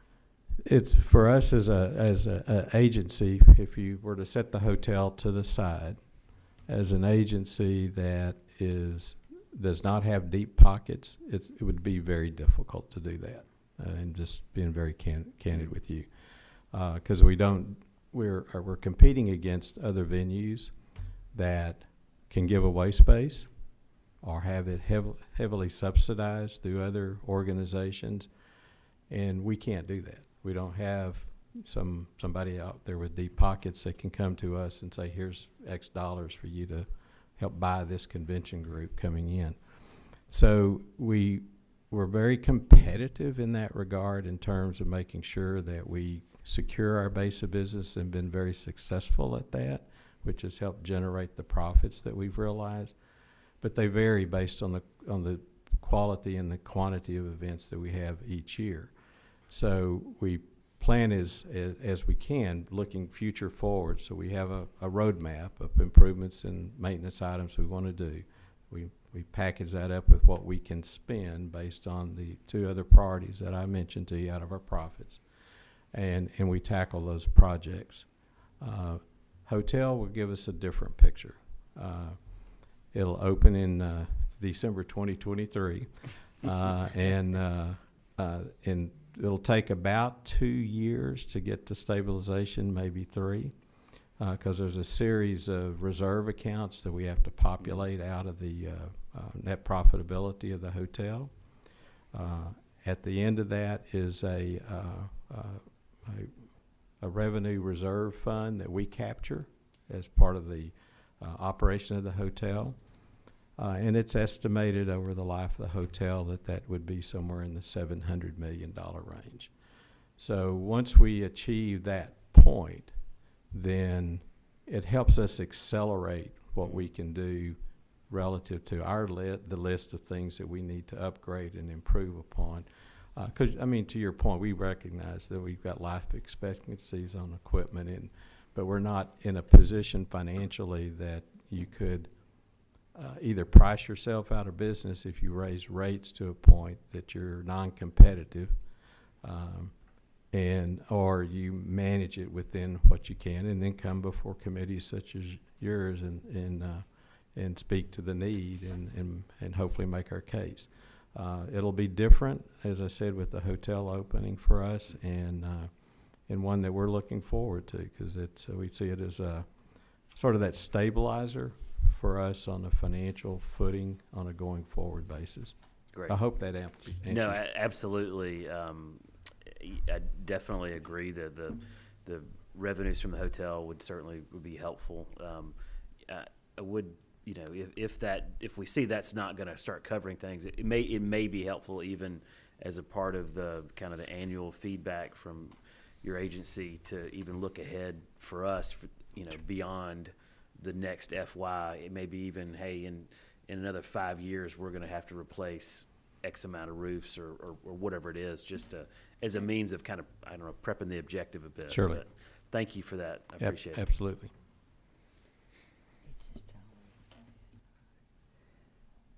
Representative Jackson. Thank you, Madam Chair. Thank you so much for what you're doing at the World Congress Center. And I'm looking at the exhibit hall being completed, and it's beautiful. I'm looking at the Andrew Young Terminal completed. That too is beautiful. And also the Andrew Young Mall completed. But I'm wondering though about the needed repairs on the escalators and with the coming events. Would that hinder you any? Do we need to go ahead and get these escalators repaired now? It would be a big number, in terms of if we were to try to take it on all at one time, you'd be looking at $65–70 million. So we've got a prioritization of escalators that we need to achieve. Okay. Take parts from those units to satisfy what we may need in the future for the other units, and then we'll just continue to manage that process going forward. And if we get into an emergency, then we'll go to our board and pull money out of our operating reserves to achieve that. But you think you can manage? Well, we can, if we were to get the full 15 million, it would help us deal with those units. We'll still need to replace others, but it sort of slows the process down a little bit. but doesn't eliminate it. Thank you. Representative Tarbin.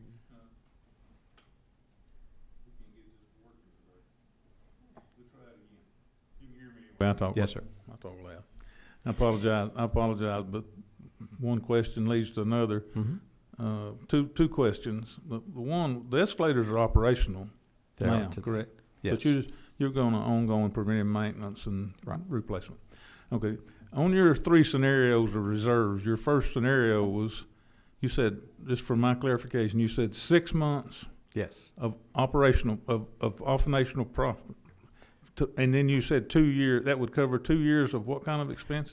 What we did in during COVID, what it taught us, quite honestly, understand. Is that we had reserves set up, and then obviously our business went in a totally different direction. Mhm. So we reduced staff down to a core unit that could create the baseline for us to rebuild when business came back.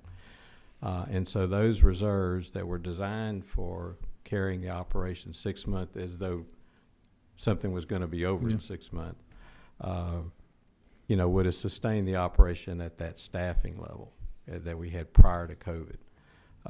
In order to stretch, once we realized that this wasn't going to be a 6 month deal, then we restructured our planning financially to say, number one, we're going to have to go down to a core staff. So what is that core staff number that gives us the base to sustain us for the foreseeable future at that point in time? And so we were able to stretch those operating dollars over that time period. Yeah. Yes, sir. And I'd like to say, too, that all of them took on extra jobs. Many, many extra jobs. We did, yeah. I cleaned bathrooms He cleans the for 6 bathroom. months, and we had other people doing. Lindsay was my partner in crime on the women's restroom. So, but everyone did what they had to do. I mean, basically, and they really worked to keep it going. Yeah. I always tell what saved us in calendar 21, and it's honest to God truth, women's, girls, athletics. They came back with a vengeance in January of 2021. I get a little bit emotional about it, but and sustained us, quite honestly, through April. And without that, no telling where we would have been. But that was really what turned the corner for us and exhibited to the world that you could do business in a COVID environment. So anyway, well, thank you. You did great. Oh, thank you. You did great. Thank you so much. All right, forestry.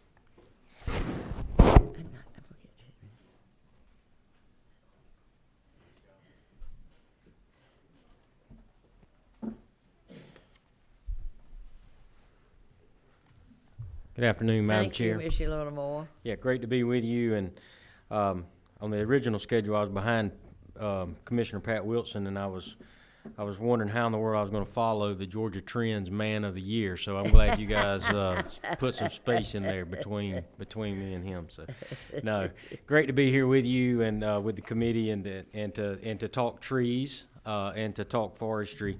I do want to acknowledge that I have one of our employees, one of our investigators here with me today. John Harris is in the back. John is here with Farm Bureau Day. He's president of Crawford County for the Farm Bureau. So glad to have John here with me today. Nice to have you. You can come up here and sit if you'd like to. There you go. Give him a little bit of company. I may let him do the presentation. What do you? Crawford County. Chairman Dickey. There we go. Good. Thanks for inviting John up. John does good work for us. He and our investigator team. Thanks, Madam Chairwoman, and for the committee for me to be here with you today.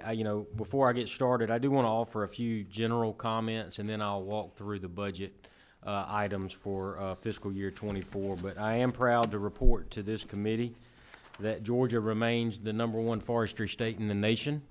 And I think that's a huge accomplishment. The economic impact for you guys, for our state, from the forestry sector is $41 billion.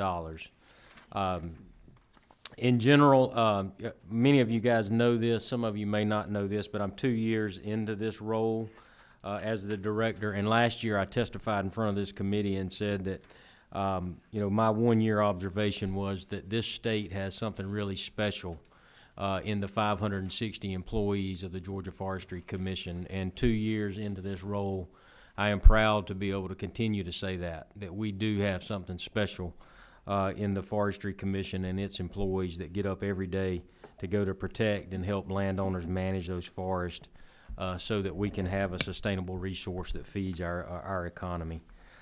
This past year, I want to talk about some of the accomplishments that we had.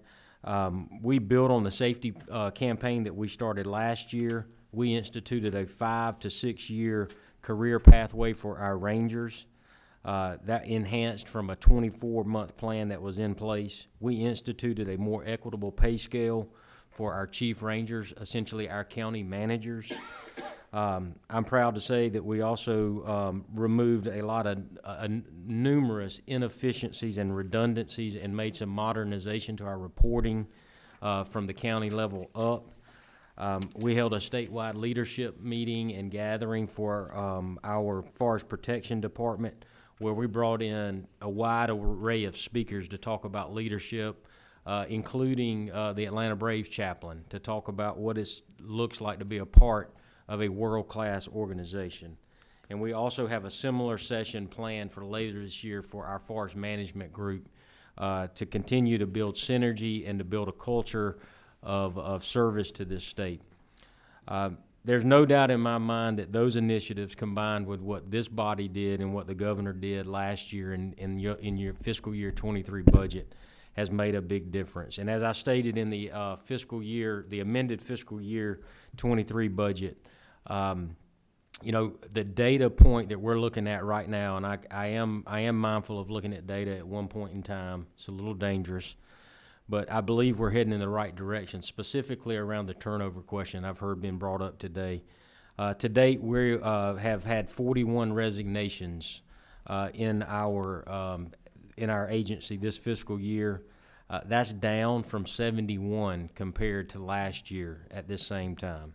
So thank you for your work. Thank you for your support to allow us to be able to do the things internally that we accomplish. So, I think, Madam Chairwoman, you've heard me say we've got to keep our foot on the gas pedal and not lose any momentum that we've gained. And what I'm proud to come to today and to talk about our fiscal year 24 budget that the governor's put in front of you is that I believe it continues to do that. I believe it continues to press the accelerator. And so we'll walk through that now. We're on tracking sheet, on page 8 of the tracking sheet. I would ask you to support the $2,000 COLA increase for our employees. We feel strongly that adds to the work that was done last year and certainly will help us to retain viable employees. And I'd use that word viable employees. We're not looking just to retain employees. We want viable, capable employees. I would draw to your attention, Tara, I believe you've got this information. When we reviewed this report from OPB, the budget, when it first came out, we found some a miscalculation that OPB put in front of you. And fortunately, OPB agreed to that miscalculation, and they have submitted that information to Tara and to the Senate. And what it really means is that there needs to be an additional $453,000 added across our departments in administration, management, and protection. Tara, I believe you have that information and you'd share that with the committee. And I would ask for your favorable consideration of that. OPB has confirmed that miscalculation and has acknowledged it and presented it to the committee. And we would certainly like for you guys to support that as well as you go forward. I would say that I heard a couple other agencies talk about state funding versus federal funding. Last year, the $5,000 funding, the COLA, we absorbed $388,000 as an agency to put a $5,000 raise for all of our employees across the board. This year, to do $2,000, to do the math by a 0.4 factor, would be about $155,000 that we would be prepared to absorb if it doesn't get added into the funding for the COLA increase. I would like to draw your attention to line 26.3.5 underneath protection. The governor supports our request through OPB to help us address the additional costs that we're seeing around operating for fuel. And many of you are aware of this. We have heavy equipment that we use to do wildfire suppression and mitigation around the state. And that number nets out to $393,000, and we'd ask for your favorable support of that. And then I'll wrap up on bond funds for vehicles and equipment, item 410.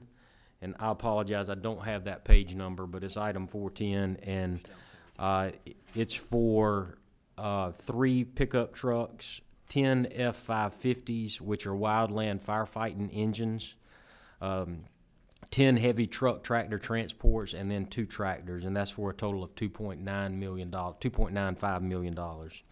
We don't have the budget, the bond here on this track. We don't have the bond. Okay, they're not in there. Thank you. Okay. Okay, we'd have to. Is it fine to talk about those, or do I need to? You can talk about them, but we don't. Not taking those up. Okay. Oh, do you have them? Oh, you got your big budget. Okay. Okay. All right, they're right there. Okay, he brought his big budget. Okay. All right. So, and then there's a bond for a new office location in Jones, Jasper, and Newton and Rockdale County for a new office location. That's a bond, would be a $1.5 million construction project, and certainly those are things that help us acquire assets that we need and are necessary for us to be able to deliver services and be able to respond to our state. So. Lastly, I would draw your attention to House Bill 53, lead sponsored by Representative Corbett. Representative Meeks is on that. That's not on your tracking sheet, but I just want to draw that to this committee's attention. That is a bill that is designed to move the Board of Registration of Foresters from the Secretary of State's office to the Georgia Forestry Commission. We're neutral on that position. Our position as an agency is that we will perform that task if we're asked to perform that task. The budget that I put forth for that is $90,000, and if that does become law, that would be an appropriation that we would love to see come our way, where we wouldn't have an unfunded mandate as an agency. So, won't they be paying a fee for that? Yes, ma'am. Yes, ma'am.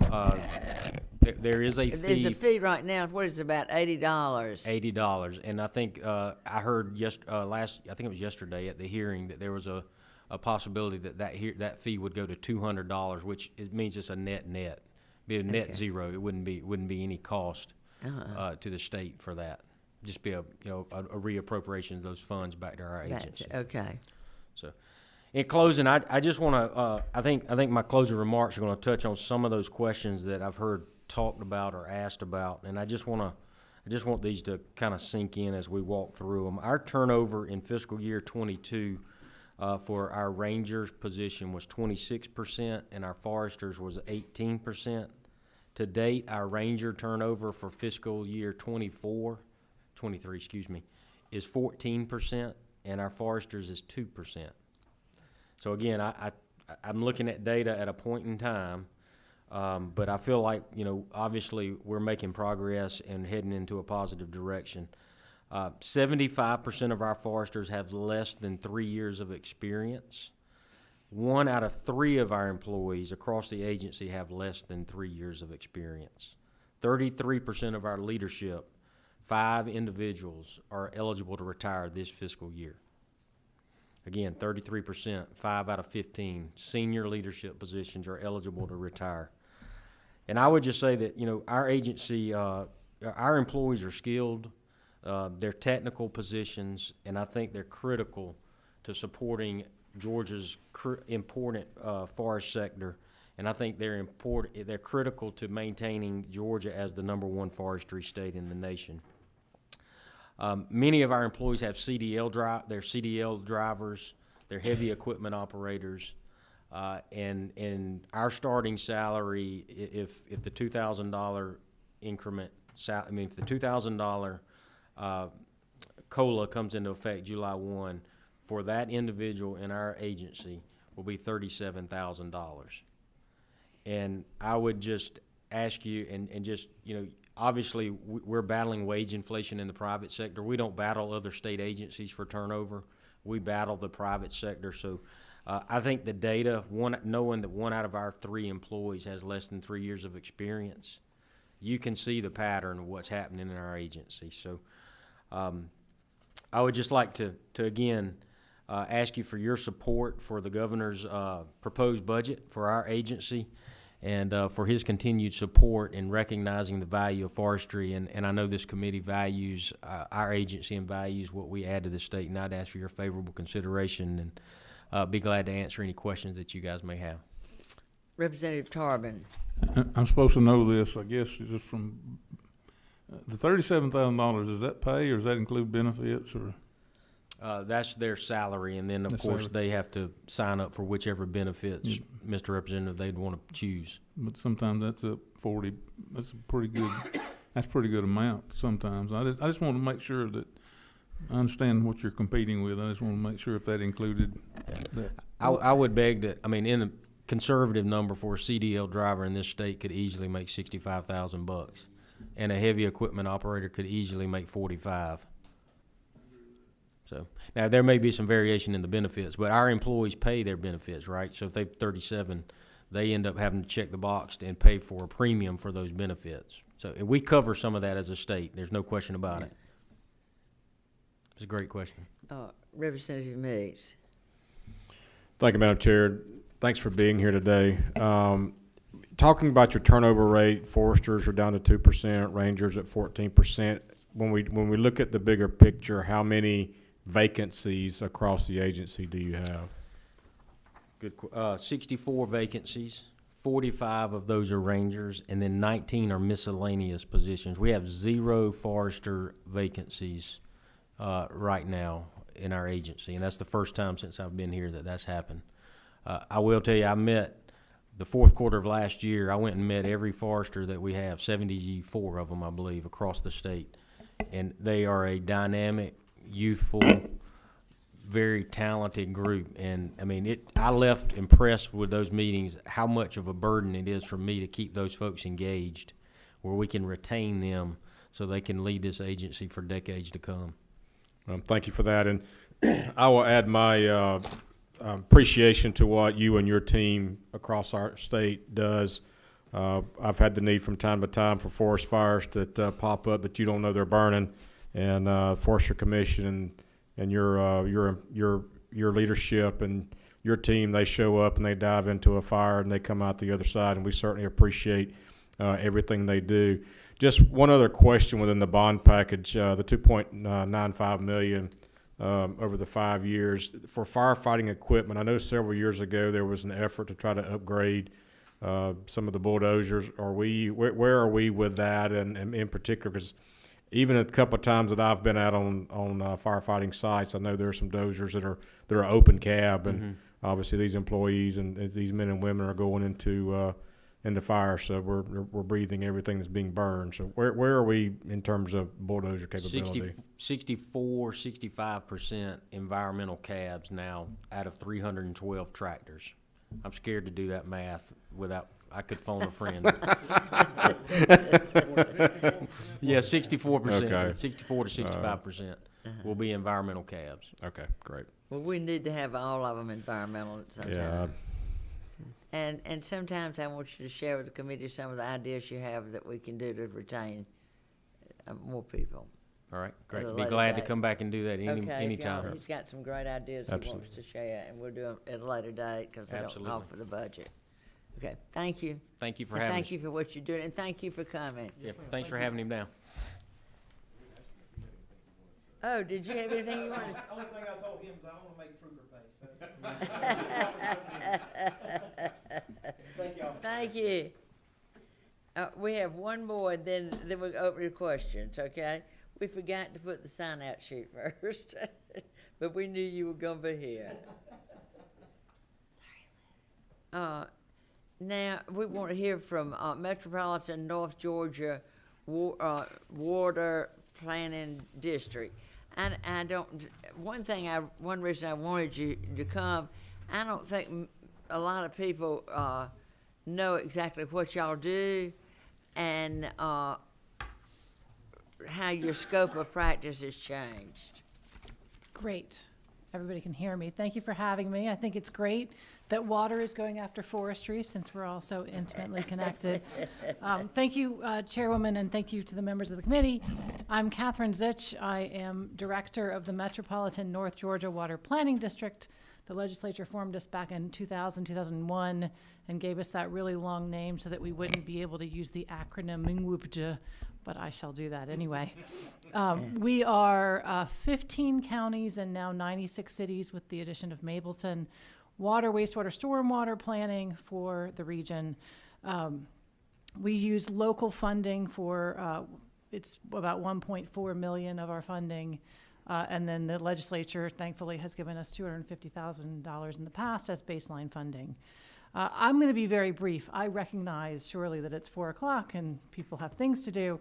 I want to touch on a few of our successes and then some of the new work that we're doing that we're really excited about, and then open it up for any questions. I might touch on outside fees.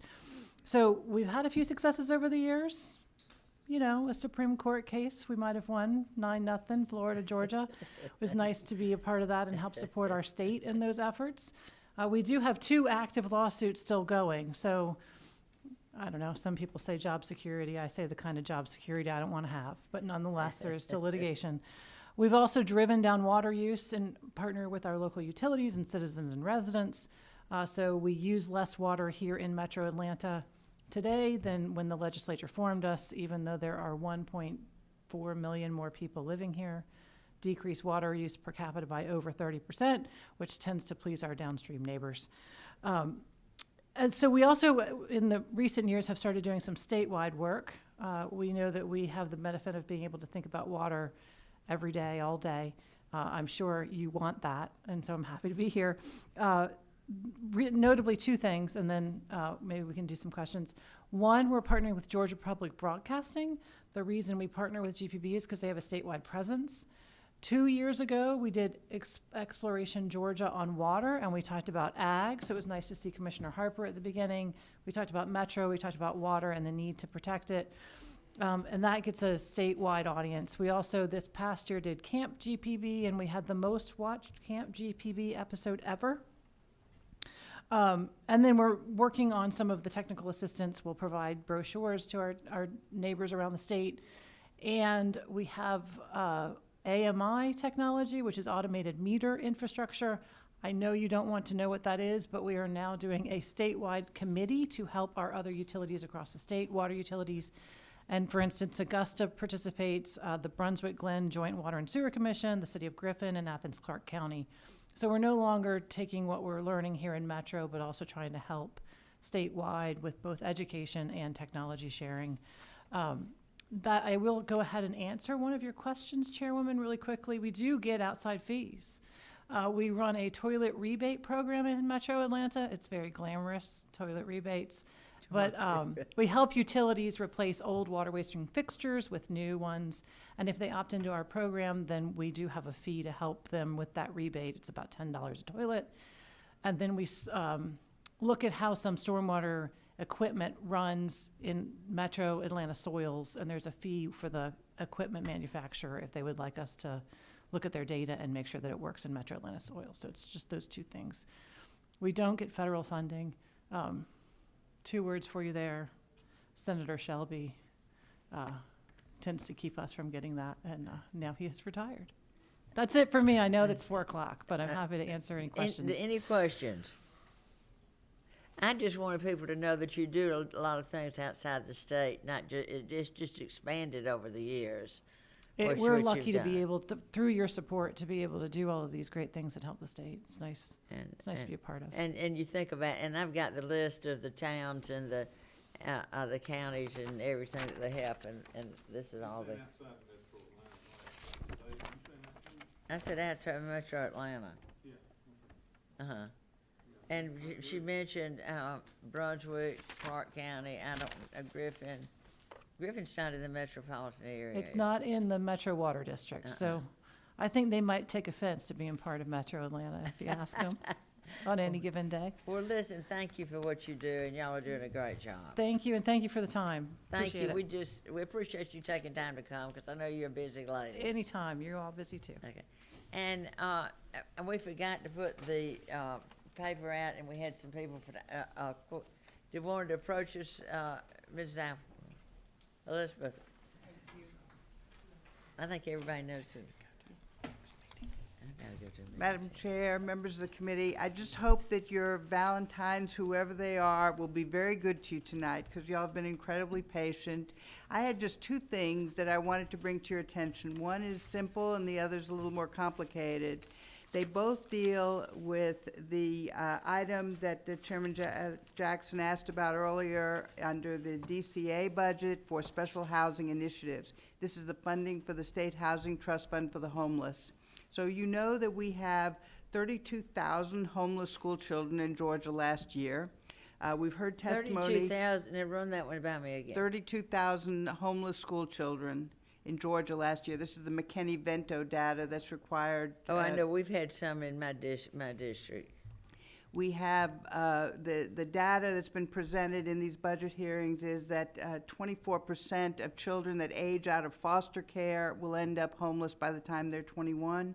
So we have a very serious problem. We are delighted to report that the Department of Community Affairs received an $11.7 million grant from the Federal Housing and Urban Development, from HUD, for youth homeless development projects for the balance of state continuum of care. So this is non-urban, not Atlanta, but the balance of state. They need to come up with $3 million in matching funds for that. The State Housing Trust Fund for the Homeless, created 34 years ago, has had an annual appropriation that only equals $3.2 million. That has been stagnant for decades despite the increasing challenges of homelessness. Most of that money, and I think you heard Commissioner Nunn testify to this, is used as federal dollars for federal matching funds. The FY22 report said that they're actually bringing down $10.50 in federal dollars for every dollar they spend here in Georgia. We need to be sure that they have adequate funding, and so we're asking you to add $3 million to the Housing Trust Fund for the Homeless, this special housing initiatives line in the budget, to cover the state's matching funds for the youth homeless demonstration projects for the balance of state continuum of care. Well, what plan do you have to do that for the youth of Georgia? How am I going to use it? Well, this is the DCA plan. They're going to be able to tell you in more detail how they're going to spend it. They have taken money out of reserve in order to fund that until they get this money added to their budget. Okay. But it's certainly a worthy initiative, Madam Chair. I didn't realize that many foster children became homeless. I didn't know it either. That's why I found it a shocking piece of data. I mean, these are children aging out. You know, you all know from your own experiences how much your adult children continue to rely on you, not just financially, but for everything that helps them to be stable financially and healthy. They lose that after they leave foster home. Yeah. The second issue I want to raise with you is more complicated. Everyone is saying we have a housing crisis, and this is a crisis that preceded the pandemic. It was exacerbated during the pandemic, but there's something that we can do.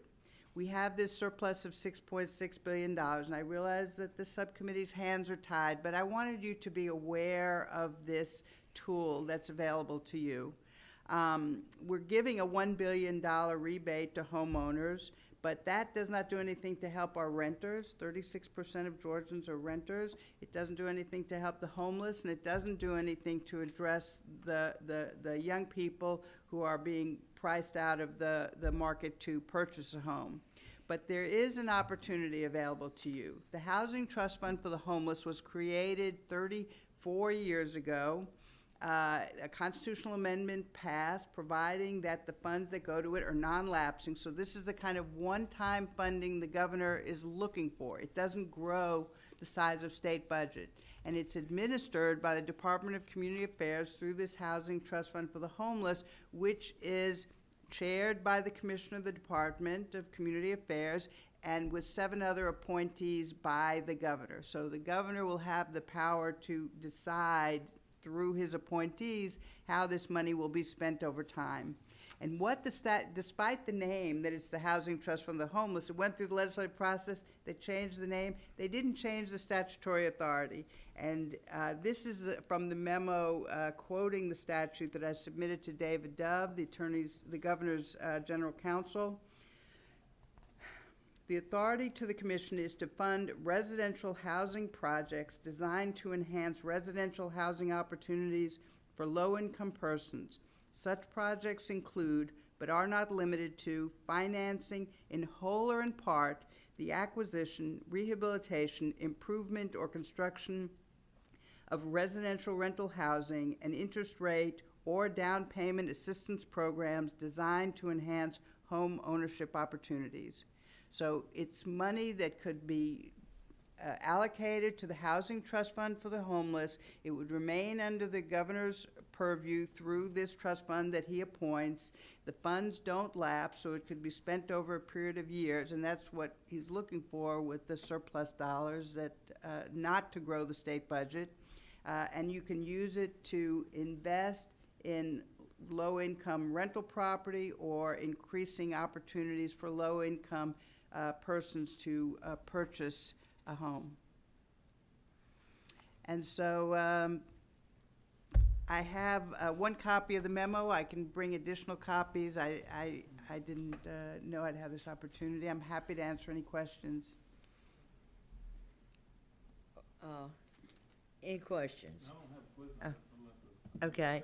Representative Charbon. Yeah, very much appreciate what you're doing, and not to belabor the point or be critical, but now when I know we're talking about homeless, but when we do give $1 billion to homeowners and property owners, it does in fact can really help those people that are on low income renting those houses. So it's not like, and although it was not state money in the $6.5 billion, people on you might say TANF and things like that are going to get $1 billion of federal money too that the governor allocated to those people. So it does help.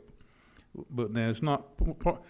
I just don't want to. I know you weren't being critical. You were just stating the facts to us because it's quite staggering some of the things you told us, and it's something we need to look at. Right. We're not trying to testify against the. It's just a question of it's a large amount of money for the homeowners tax rebate. And you know, one of the largest deductions in the income tax code altogether is the deductibility of mortgage interest. So we don't do much for renters. That's all I was trying to say. Well, follow up. Okay. Yeah, I'm sorry, but my President Trump, when I opted out of farming, I used to could deduct $25,000 a year in property taxes and state taxes, but property taxes was $25,000.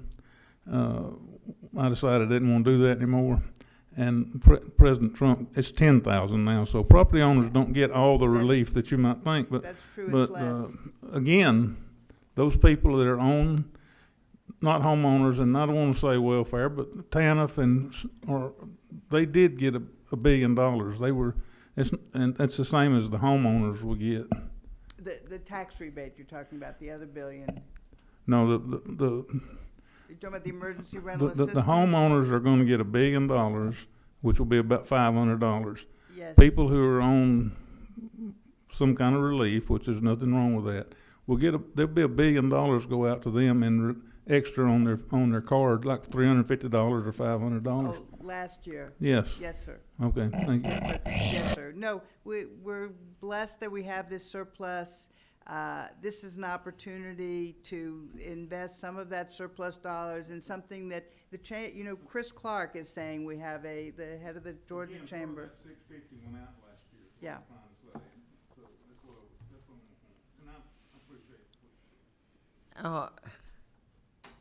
So we have the money. They had to pull down this money. So you're talking about the Housing Trust Fund for the Homeless? We need to put money in there. All we have been putting in the Housing Trust Fund for the Homeless is $3.2 million. That's been static over decades. It hasn't changed. It hasn't changed. It's just the same appropriation every year. The FY22 annual report says that they brought down $10.50 in federal dollars for every dollar that you appropriated to them. If we appropriated more, they could bring down more, and their purpose is not limited just to, not that, I mean, you know, I do a lot of advocacy for the homeless, so we need to spend more on homeless, but you also have the opportunity to take some of those surplus dollars, big dollars, and invest it to provide for this kind of workforce housing for renters and to help home ownership. That's what the law already is. You don't have to change anything. All you have to do is appropriate. Okay. So it's just a stroke of the pen, right? Yeah. Thank you. You've been Thank very you. generous. Thank you. Y'all have been amazing. And Madam Chair, I'll offer you this copy if you want me to. Okay, and I'll give it to Tara.